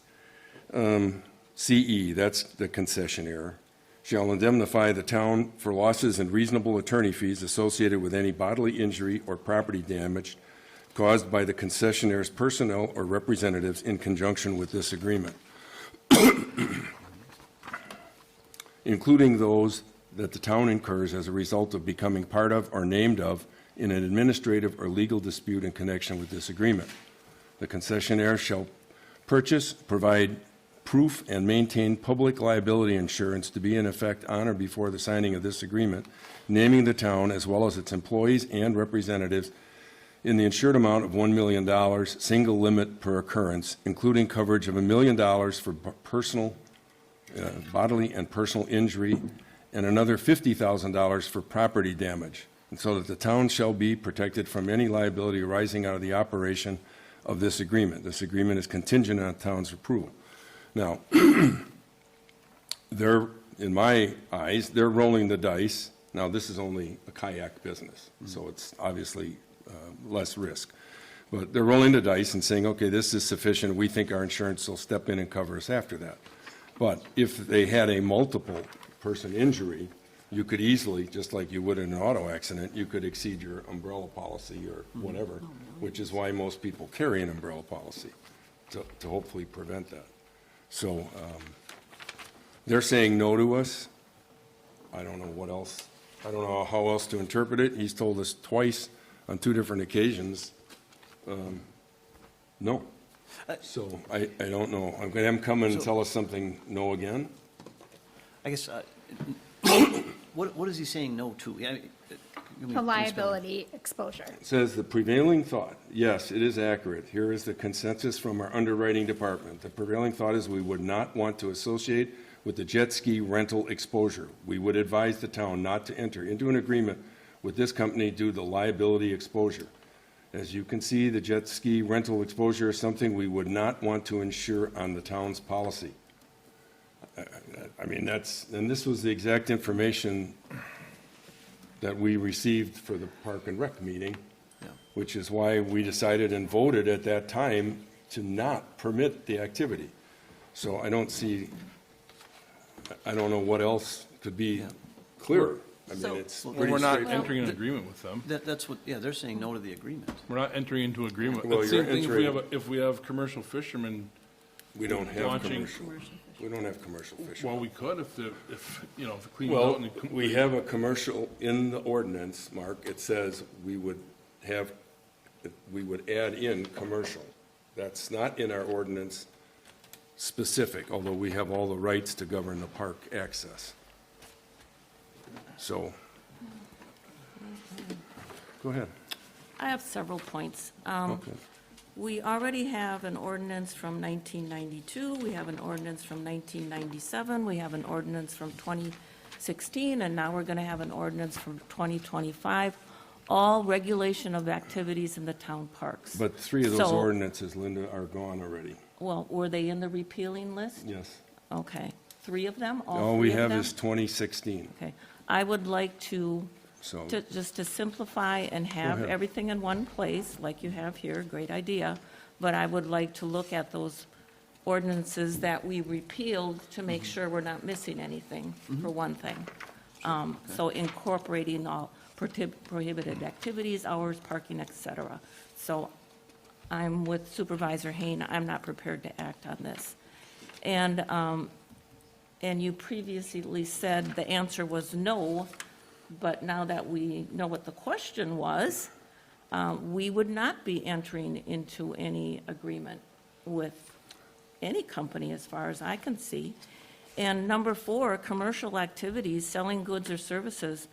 We already have commercial activities going on at the town park right next door. We have somebody selling beer, we have selling concessions, we have charging for baseball games. We don't have and other commercial- admissions. We don't have commercial You don't activities. consider that a commercial activity? No, because first off, most of what you just said is related to the school. I don't consider the school a commercial activity, or the Pioneers, The Cubs. Pioneer Cubs. You don't consider that commercial activity? I doubt that I they don't know, pay so. taxes. They're probably Anyway, not. I need a lot more information before I say no to this. You're not actually Say yes. selling, Well, no, that's or fine. before I say yes to this. Yeah. to the ordinance. I don't see the business actually transacting Sale? at the launch. Yeah, they're It's not making a happening at sale. your office or wherever. You're just the delivery person. So I'm not prepared to act on this. Well, that's fine. Yeah. You have, You may want to check with the state parks. Can you speak into the mic, Dick? Speak, yeah. Yeah, Use talking to the the mic. mic, so you can, yeah. You may want to check with the state parks and the concessionaire agreements they have. We do not have, as Friends of Whitefish Dunes, we do not have a concessionaire agreement with any motorized activities, but we do have concessionaire agreements with the kayak. Right. And it's very specifically written out in that agreement, liabilities, and we also get a 10% of the total. sorry, what did you say? DC Adventure, Tim Oh, Flieger. right, Yeah. Tim Flieger. So we get a certain percentage of the activity there. So you might want to just check with that agreement and see what the wording is in that agreement. Is the agreement just with the Friends of Whitefish It's Dune with State the Park, Friends or of is it White- with the DNR and the state park? It's the Friends are the agent, and in the agreement is also the specifications or restrictions or whatever are written by the DNR because it's a state-owned property. And do we have anything in writing that says the Whitefish Bay boat launch area is a park? Oh, and another thing before I forget, I would like to see the minutes from your Park and Rec Committee That's in to go along with this. you have them, she sent them to you, Amy did. I didn't see them in the packet. Oh, they might not be in the packet, I think she sent them out, you sent them out yesterday. Yes. Yeah, it's in your messages, but we're happy to provide it, that's not a So problem. I'd like to, yeah, I need a lot more information. It says, I might even have it.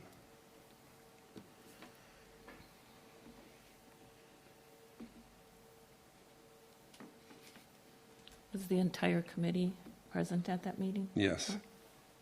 The Parks meeting? Yeah.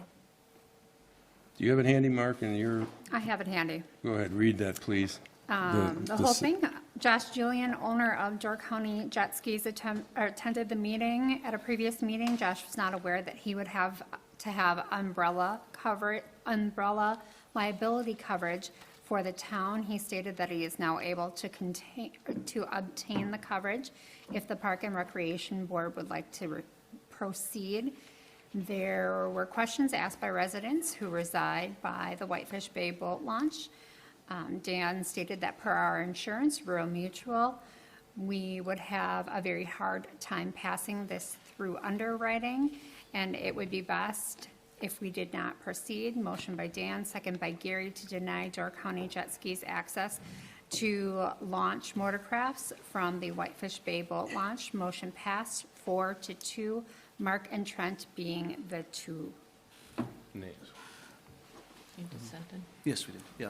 Yes. So it was pretty, I mean, it was a pretty simple Well, it's motion in terms of what was up. pretty close vote. Yes, it was. I mean, that does, like you've said before, we're a subcommittee to this, and we have voted against subcommittees in the past. So I still bring it up, I would like to table this till next month. I would agree with that. This is- Yes. Another point I wanted to bring up was just, taxi service or anything like that, pulling into one of our parks, that would be a commercial activity that we'd be denying and could easily be just as damaging, if not more. A self-driving Uber? What's that? Yeah. A self-driving Uber? Well, no. Well, we Uber also or have the Door County segways, taxi. and, at this point, they have not asked that I'm aware of to use any of our parks, but there's Segway tours all over Door County. They drop off here and there. I think we're handcuffing ourselves if we add that. We could also do it with taking out line item 4 of section 2. Right. Of what, Mark?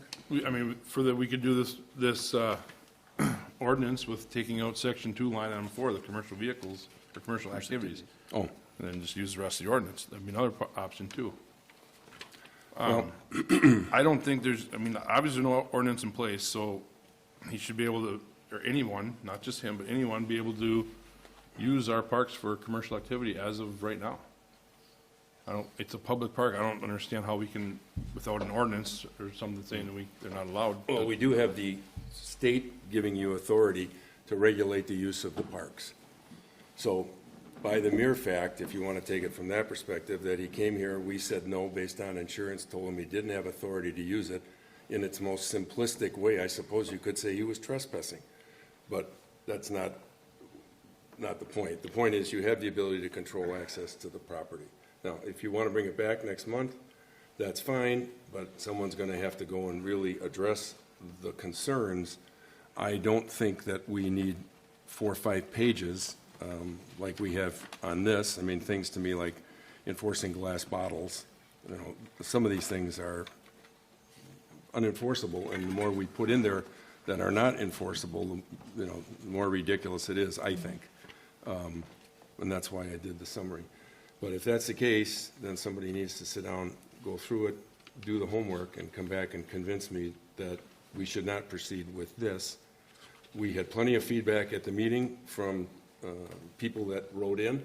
I think we had 1 positive comment. The rest, and the audience of people that were here expressed their concerns. And based on that information, the recommendation was made. So from my perspective, I know we can overrule it. I think we should follow that. And if somebody wants to do the homework to disprove that to me, I Well, give we you do the have an opportunity. ordinance committee, right? No, his ordinance committee is for the elimination or consolidation. That's what it was Well, for. in theory, you could do that. I mean, if we go off of your theory, Dan, we've had rooms full of people that wanted things that we didn't even vote on.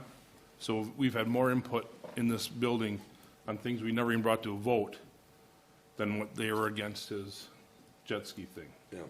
So we can pick and choose what side we want to be on certain topics. So to me, that argument is null and void. Like, everybody knows what I'm talking about, ATV, UTV. We had to have standing room only for that. We never even brought to vote. So. Yes, we did. No, we did not. It never came to a vote. That night, no, it did not. Please check the minutes on that. It never came to a vote in a town board Give her meeting. the date. What was it? ATV, UTV, never came to a vote. There was a vote. I'll bet my life savings on it. You were the only one nay, and 4 Nope, of us, we never voted on it. 4 of us voted to not approve. Allow it. The use of Yeah, I UTVs and think you're- ATVs on the roadways, and you were the only nay vote. I think you're absolutely correct, Jeannie. I am. We can always go back and produce the look at the minutes. minutes, It's find a the moot minutes. point. It was there. So anyway, I think also, Dan, I think this is getting a little too personal because it's in your backyard. That's another opinion of mine.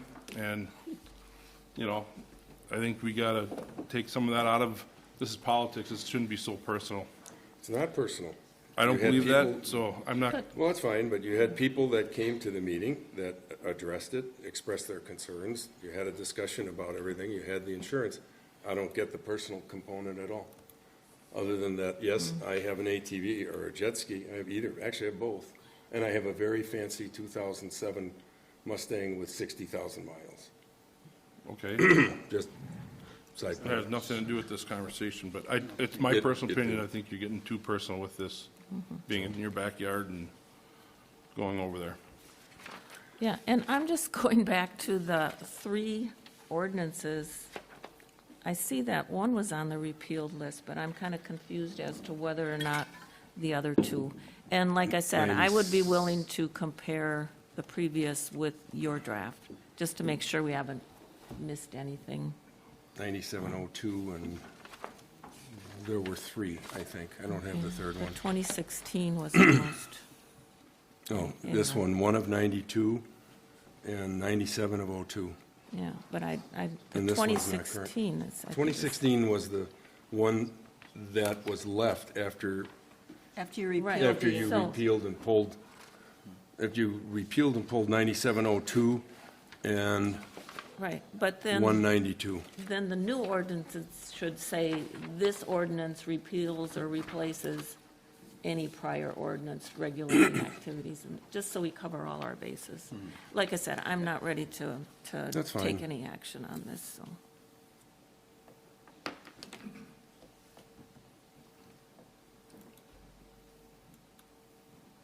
Can I ask, Mr. Julian, what is the amount of traffic of people that want to launch at Whitefish Dunes, or Whitefish Bay?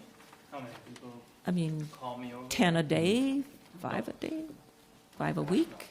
Just wondering on the amount of traffic. So far this season, I think I've been there 3 times. 3 times? And Okay. my season starts the second week of June. And how many machines do you haul over at a time? Is it usually just 2 machines, or 4, or? I've 6 had as or- many as 4, but the number varies between 1 and 2. Okay, thank you. May I say something? Someone has a question. There's the mic. Yeah. When he does have renters request this location like it was recently, not only does that spur new renters from the same area, it also brings revenue to your town. As an example, recently we had a renter request that launch, and the next day we got 2 new renters that wanted that launch because people see the sign on the truck, they see that it's a rental business, and all of a sudden they want to rent. So it is beneficial. What revenue would you seem to think that we obtain? We aren't doing revenue. Any spending of any money in your township? Well, they hand the money to Josh, and Josh lives where? Sturgeon I'm Bay? talking about if they go to grab a bite to eat, if they go to fill up I'm with just gas. asking you, you said it Anyway, brings that's all I revenue. had to say. It's a stretch from my perspective, but that's okay. All right. So Linda, I'm going to let you coordinate or cross, since you raised the concern. You want to cross. I will cross-reference, match And yeah. reference? Yeah. All right, and we'll bring it back on the August meeting date. Yeah, I'll probably work with Trent on Yeah, that. yeah, I mean, part of the ordinance is we're remodeling some of them. We had several that we wanted to, so this would fit into that. Let's discuss it at our next ordinance meeting in Yeah. August. Right, we have a Okay. meeting August 5th or 6th or something, so. What's the date of that meeting? I want to say August 5th or 6th, I don't remember. It's the ordinance committee, so we're looking at the ordinances In general. You probably don't want to in sit general. Yeah. Do we have your email? We could send you an agenda. Are you on the agenda list for Amy? Yeah. Are you on the agenda list? All right. So do we need to table that to bring it back? Well, I'll just bring it back next month based on the conversation that she's going to, that Linda will work with Trent's committee. Is that good? As long as it's legit, yeah. Yes, do we Okay. still want to have that insurance conversation? I would love to. I'd like to have that broker in to go through that. We'll contact him. Okay.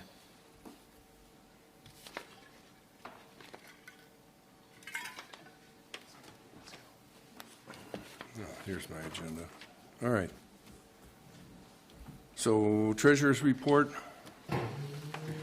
We have the financial reports for the month of June, budget versus actual, and transaction list by date.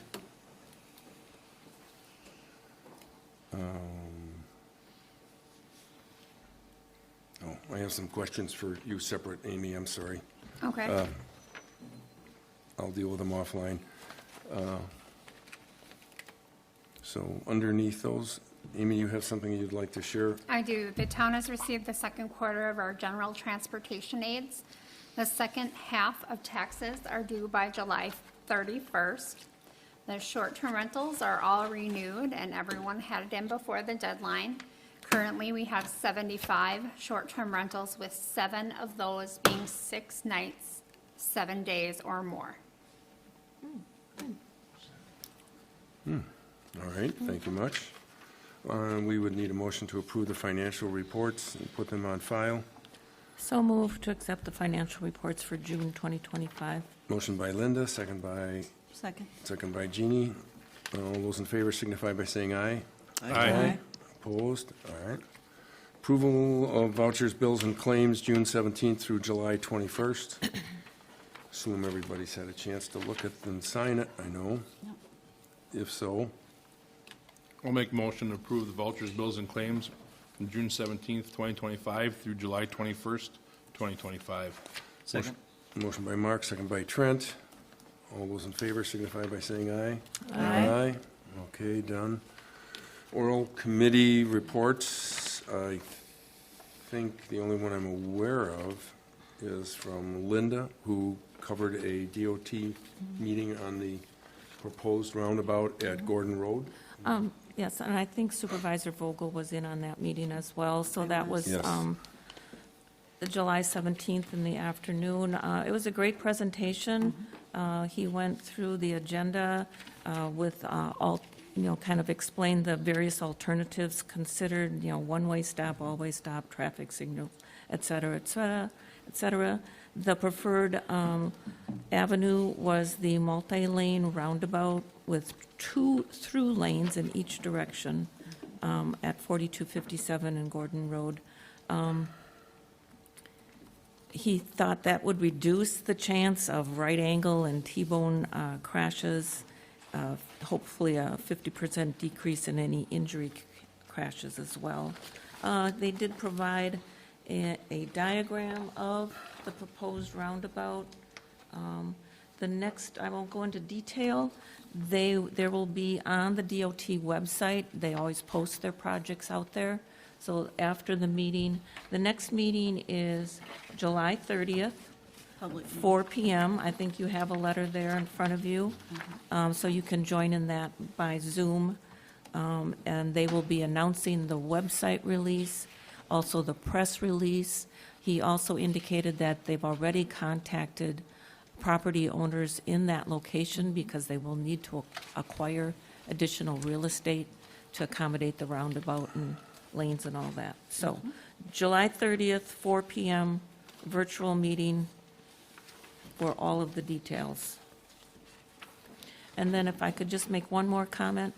I had to be excused from the executive committee meeting of the tourism zone last week, but in our packet was a legal opinion from the zone's attorney.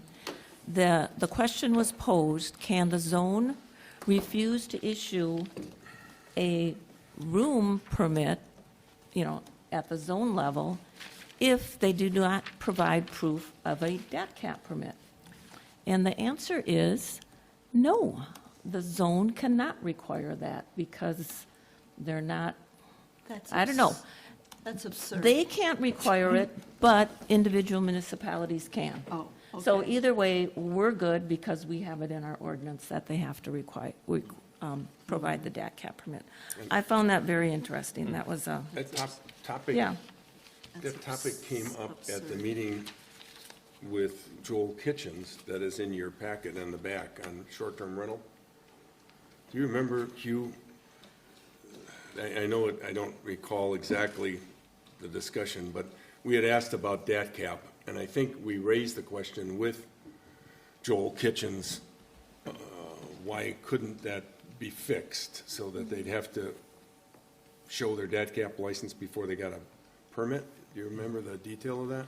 I remember the question, but there really wasn't a clear answer. I don't recall Yeah, myself, I there just remember it wasn't came any. up. I think that the challenges with DACAP is there's the overall issue with lack of enforcement. They're not geared up to really enforce anything. And we learned about that with our short-term rental ordinance. Right. Yeah, We did the 3 audits and, people questioned, our data that said 48% didn't have DACAP, and nobody believed us, and so we did an audit, and I think it generated a number of noncompliance letters, and then we did a subsequent audit. Right. And lo and behold, a bunch of people got second notices, and then the only time we got compliance is after our ordinance was enacted and we required DATCAP in order to get a town permit. So, the enforcement is really being done by the town, and and especially for municipalities that have septics, and making sure people don't pack the house and the other sorts of things. You know, especially with DACAP, right, that's the only place a lodger will have consumer protection, right? Do you have your smoke detectors? Has your well been tested, right? And especially if I was an STR, a guest want to stay on STR on Bayshore Drive with the latest results on, you know, nitrates in the water. Those are things that you want to have that consumer protection. So, and that's in their title. That's, that's unfortunate. And the attorney, I mean, it's a 3-page legal conclusion. He references Wisconsin statutes that a tourism zone commission cannot have the authority to withhold a room tax permit if the provider had not first secured or otherwise held the DATCAP. So, Interesting. yeah, very interesting. Okay. Anything else on oral committee reports from anyone? Hearing none? You, as long as you got the microphone. County board update? Yes, I'll be brief. Seems that's Thank been a you. trend lately, Yeah. coming here to these meetings. Just a couple things relative to what happened in the June meeting, and I think there's some things coming up in tomorrow's meeting that's probably more of more interest. One is we have had a resignation on the board, Patrick Voigt, and so we now have just 20 voting members currently on the county board, so we have a vacant seat. You know, relative to resolutions, a lot of them dealt with non-budgetary funds, you know, basically to cover some costs for some improvements done at the courthouse. The other items on the ordinances are primarily all related to zoning changes and zoning amendment map changes. Obviously, the brewery was approved at the county board, and that was done unanimously. Also of interest, just relative to, we had our, I think, a first amendment to the 2045 comprehensive zoning proposal, and that was basically a zoning map change for Liberty Grove in an area where the legacy Sequest Orchards, you know, kind of, you know, when you talk about when they first started in the 80s, it was a fruit stand, but it really is more than a fruit stand today. They were running a food truck there last year that basically was not compliant with what their zoning was. And so basically they asked for a map to reflect the fact that it truly is a commercial, that it really is a commercial area, and reflective of the fact that most family-owned agribusiness orchard, you know, businesses have to have another component other than the orchards, just because of the way prices fluctuate. When you look at wood orchards and others, you know, they have to, they need that in order to keep their family operation going. So so that was approved. Just a couple quick things other on some of the major committees I'm working on. Obviously, with broadband, we don't have to worry about the BEAD funding, but they put out a memo on June 6th that really changed a way a lot of the rules are for how the remaining folks that are eligible for in their locations to get funded. So basically, the technology component's gone, so they can, an ISP can recommend anything, you know. It doesn't have to be fiber, which was the original focus. So a lot of these communities, they really have no control over necessarily what the technology is that's going to be deployed. And they don't necessarily have the ability to choose or collaborate with a vendor. The state will supply their recommended awardees, if you will, to the feds, and then the feds will do another 90-day review. So probably by the end of this year, we'll kind of know which of the local entities, of which we have roughly around 6,000 to 7,000 locations that are left open, and they'll know what the results are at that time. So I think, you know, we still have to thank our lucky stars that we're able to do what we did. You know, be able to choose the vendor that we wanted, and secure grants. Yeah. You know, so and so we're thankful. We should be thankful for that. On the RPC at last week's meeting, and Mr. Chairman, I sent you an email to that.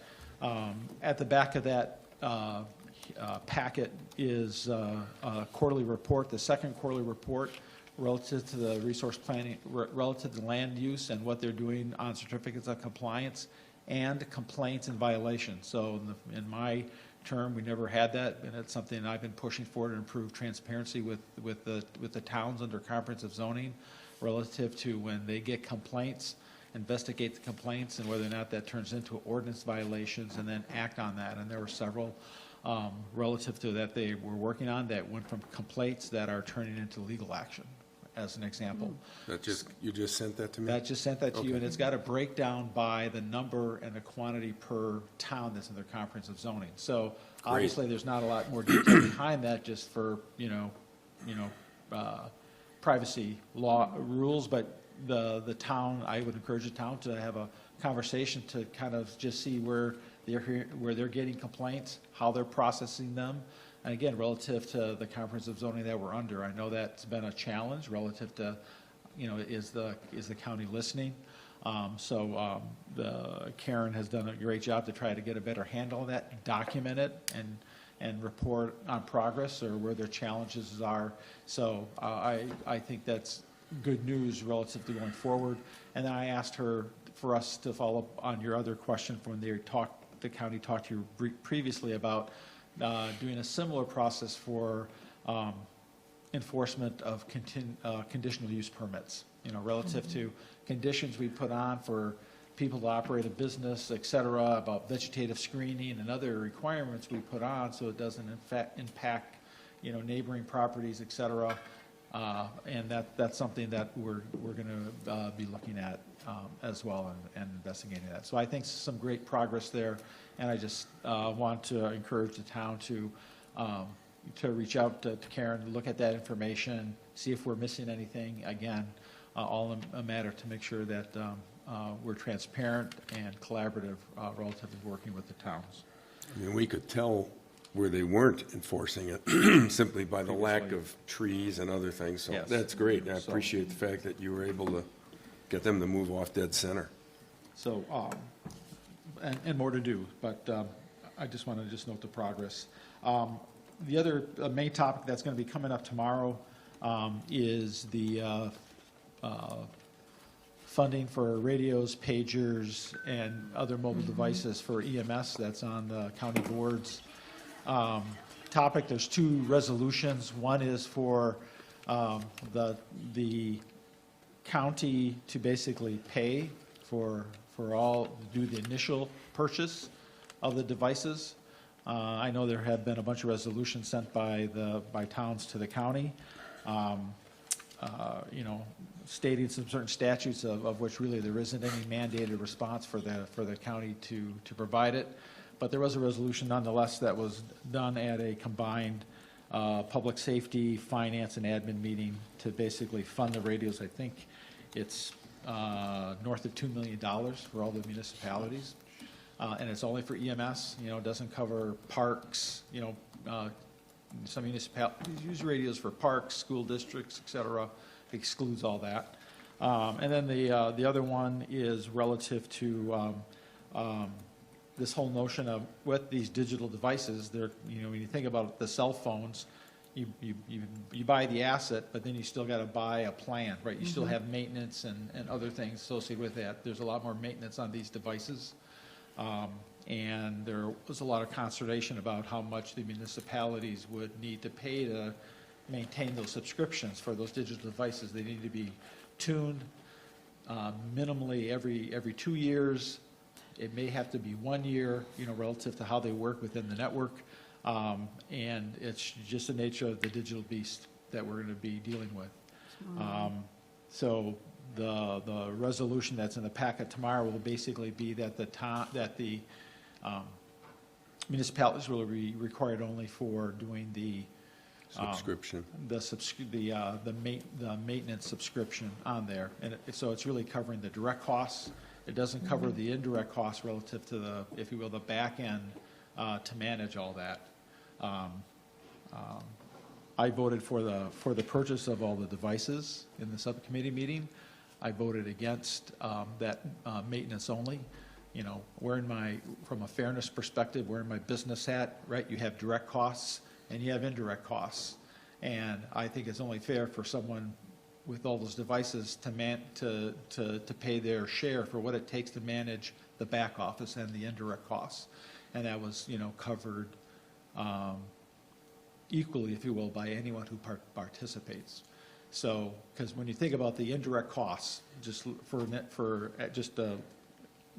give me a minute here. You know, when you think about managing devices in a facility, right? If someone says, okay, you can only buy Apple devices, and you can manage that. With these radios, you may say, well, I want to use a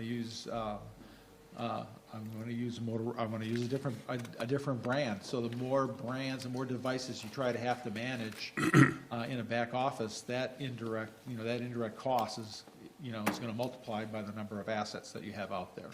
So to make that reasonable, I felt that they should share in that indirect cost, just relative to managing the devices that they have. We'll see how that discussion goes tomorrow at the county board, but I think it's clear we'll pay for all the initial devices, which is a substantial amount, and I think the maintenance one is one that's, I think, I'm willing to debate a little bit more, but understand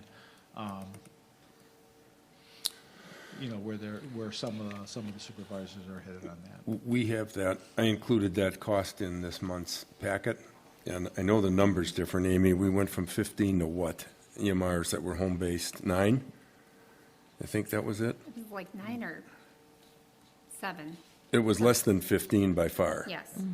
So in the cost that in here, if you looked at the table, they're crediting us, I shouldn't say credit, they're saying we have 15, which is a $6,900 cost plus. So with all of the costs added in, it would be an additional, if it was 15, roughly $7,500, but it's obviously going to be less than that based on the home-based EMRs.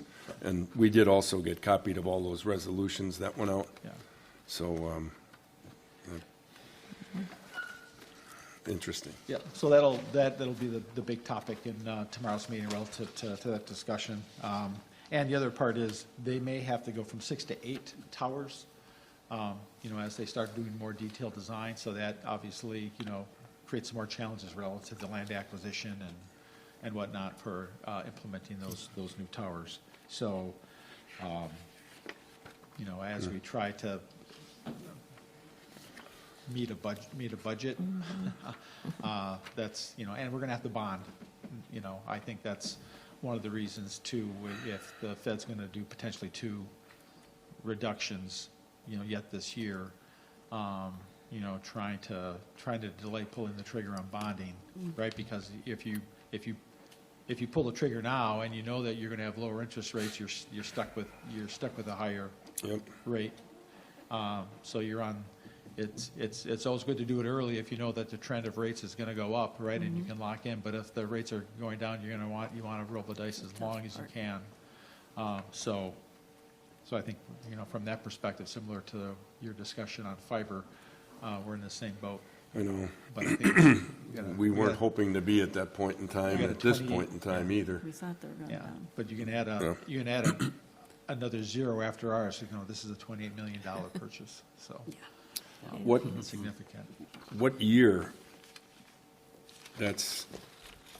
are we thinking that the county will do this in 20? I think implemented by 28. Yep. Okay, so we've got, we heard last. for sure, a couple of years. Yeah, right, yes, Okay. some time, right. And right now, the long pole in the tent is land acquisition. Hugh, the state mandates that, right? Yes, When you- actually federal. It's a The federal, mandate, okay, the federal yeah. mandate. And the desire is also to do it just because, the design is to get you 95% coverage at the hip, right, when you're carrying your device, and it includes, relative to the town of Sevastopol, getting rid of some dead spots, especially along Bay Shore Drive, which are are notorious, as well as other parts of the county, like Clay Banks, you know, by LaSalle Park, below the bluffs there. It's also notorious for EMS, sheriff, fire departments not getting any coverage at all below the bluff. So it'll definitely address all those changes as well to, again, improve our ability to access. So with that, if there's any questions from the town board, I'd be happy to answer them for you. One quick question. The resolutions that you passed requesting the state to look at disallowing corporations to purchase single-family homes. Yeah. Yes. How would that ever fly? Because you have C corporations, you have S corporations, you have family LLC corporations, you have nonprofit corporations. Habitat for Humanity is probably a perfect example. So I'm guessing this is submitted to, This was done, I believe, Andre. by, resolution came via the county of Winnebago. This was a Winnebago County resolution, and a lot of the counties share them to their other peer counties across for consideration, and then to basically provide lobbying efforts in Madison. There's also action at the federal level. For example, the Federal Trade Commission is looking at a change that would require all homes to be put in the name of person versus LLCs. They've determined that a lot of these houses that are being purchased under LLCs is done for the purpose of money laundering. Yep. And so they are, the Right. federal, so there's action even potentially being taken on the federal government side to provide more transparency. So that would be one way to help, you know, eliminate, you know, the kind of shell game that occurs Right. today. So, right? yes, there's lots of variation, family trusts, I mean, there's a Exactly. ton of them. Yeah. But I think it's another cry for help from municipalities and counties relative to the challenge with the way homes are being gobbled up, and there's nothing for, you know, working residents to Right. be able to, you know, buy an affordable home, right? I mean, and I think we're going to see more of those sorts of efforts. And then, did the county have any input or, so the city was just awarded the Pratt tax designation, prime resort area? And Premier Resort. Premier Resort, yes. And I think the Village of Sister Bay also has it. But reading the Pulse, when they listed some of the items that this tax is going to go on, like restaurants and clothing, and will residents have to pay that tax too? Yeah, Oh, yes. Yeah, Yeah, there's not I mean, it's just, yes. just like the Brown County tax for If you go to Packers Green Bay. Stadium or any of that. Yep. Right. I believe, my understanding is that Ephraim also has the Pratt tax. So this Yeah, I is now the think they do third too. municipality in the county that has it. Just don't eat in Sturgeon Bay or Ephraim. well, So, yeah. what is, do you know what the rate is? I do not know what the rate Is it a 0.5% like the county does? It's or- a maximum, I think, of 0.5%, Yeah, if I read it correctly. yeah. So, Just wondering. Yeah. Thank you. no, you're welcome. All right. Anything else, you? Nope, thank you. Thank you. Appreciate your sticking around for another lengthy evening. All right, let's move on through inspection specialists. You have their monthly report in there. You have a very limited number of new build constructions attached to that. And under correspondence, I don't recall how I did this. The gist of it is that the Child Care Center sent a letter to us asking to eliminate the second half of their property taxes, which was $24,000. And I thought it was in the packet. At any rate, the gist of it was we went round and round trying to figure out what was up, and the response from Ryan Schley, the treasurer, said, can't do it, it's illegal, so don't worry about it.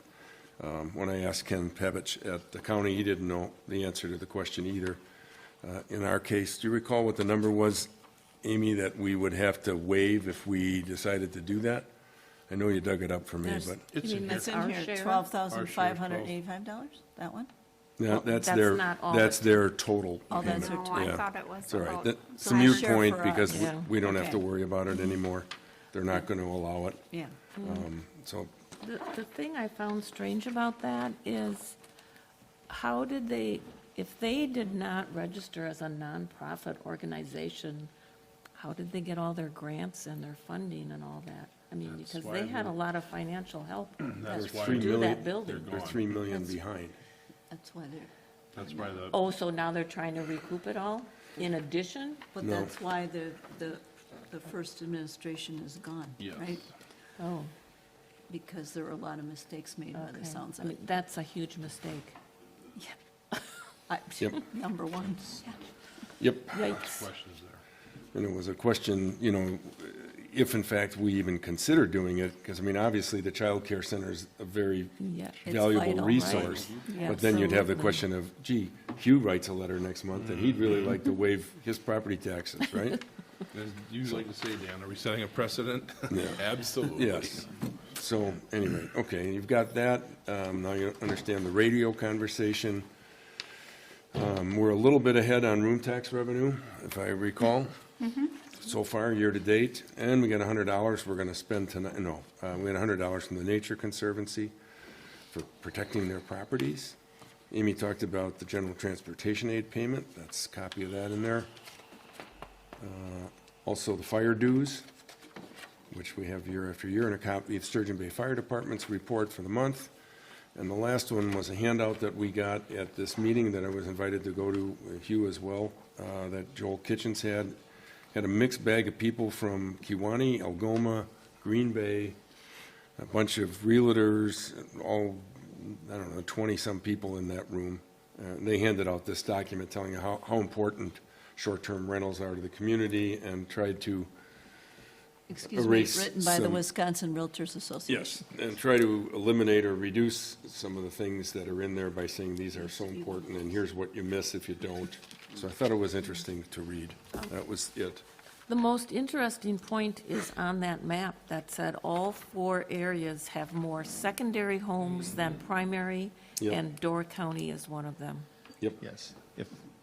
If I can just make a quick point on that. We did a study for broadband, and it was basically, what would be the economic impact if you had high-speed broadband, and how much longer would a secondary homeowner stay in Door County? And it's a substantial impact, but as part of that study, we also, this was done through a detailed survey, we asked them all sorts of basic questions. So we were able to basically do the economic impact of secondary homeowners in Door County. And yes, we have more secondary homes in Door County than we have primary homes. We're one of the most, and there are a lot of there's probably a dozen counties in Wisconsin that are close to the top 100 in the country. So that's the scary part. So it's about $130 million of impact, roughly. Okay, Destination Door County cites the tourism economic study by the state annually, and I think it's like $600 million and some change, roughly, of economic impact. But when you look at how the state does their study, the state includes seasonal homes as lodging. So they're basically treating seasonal homeowners like tourists, which is crazy, Right, right? that's- Because right. again, when you think of a seasonal homeowner, that's the person that stays here 5 months and 30 days, and then they go to Arizona or Florida, and basically they're claiming that when they come back, they're tourists, which is crazy, right? So. It's skewed. And so when you look about the dollars that Destination Door County spends, and they say we're claiming $600 million, well, how much money would you have to spend to entice a seasonal homeowner to come back, right? 0, because they're going to come back anyway. Right. So they're getting a $130 million claim on money spent that there was really no effort on their part. So I think that's something that we're going to be pushing from a transparency perspective, and I think you'll see some more action on that, because that goes to the question of where that 70% goes, and maybe giving that 70% to other places. Great- parts of it, Great point. so. It was a anyway. conversation that kind of went like, gee, what laws could we put in? And the realtors group go, oh, we don't like that. Okay. It was, I think you summed it up pretty well with the other statement, which it didn't really go anywhere. The conversation kind of round robin. So, Any rate, thanks you. yeah. Announcements, Board of Review, Tuesday, July 22nd. That's next week, Tuesday, from 1 to 3. Tomorrow. No, it's tomorrow. Tomorrow, Yeah. sorry, thank you. It's been a long day. We're going to be Tomorrow. back here shortly. Yes, thank you. 12 hours from tomorrow. And the fair, I'm going to move that out to maybe December because it doesn't fit my calendar. Door County Fair, August 13th through the 17th. The Valmy Threshery, August 15th through the 17th. At its usual location. Next Board of Supervisors meeting is Monday, August 18th at 7 PM. And And don't forget the Door County Unit on August 21st. Door County Door Unit, County Unit meeting right Yes. here. Right August here. 21st. I don't know why we don't have that generally on there. But Okay, it's here. yep, got it. Okay, did we decide on, are we doing, Amy and I are Steak. working on the menu. Yes, we are. Yeah, we might be considering charcuterie boards. oh, really? Well, that'll be interesting. Okay, motion to adjourn would be, it. No agenda items? Okay, motion to adjourn. Second. Motion by Trent, second by Mark to adjourn. All those in favor signify by saying aye. Aye. Aye.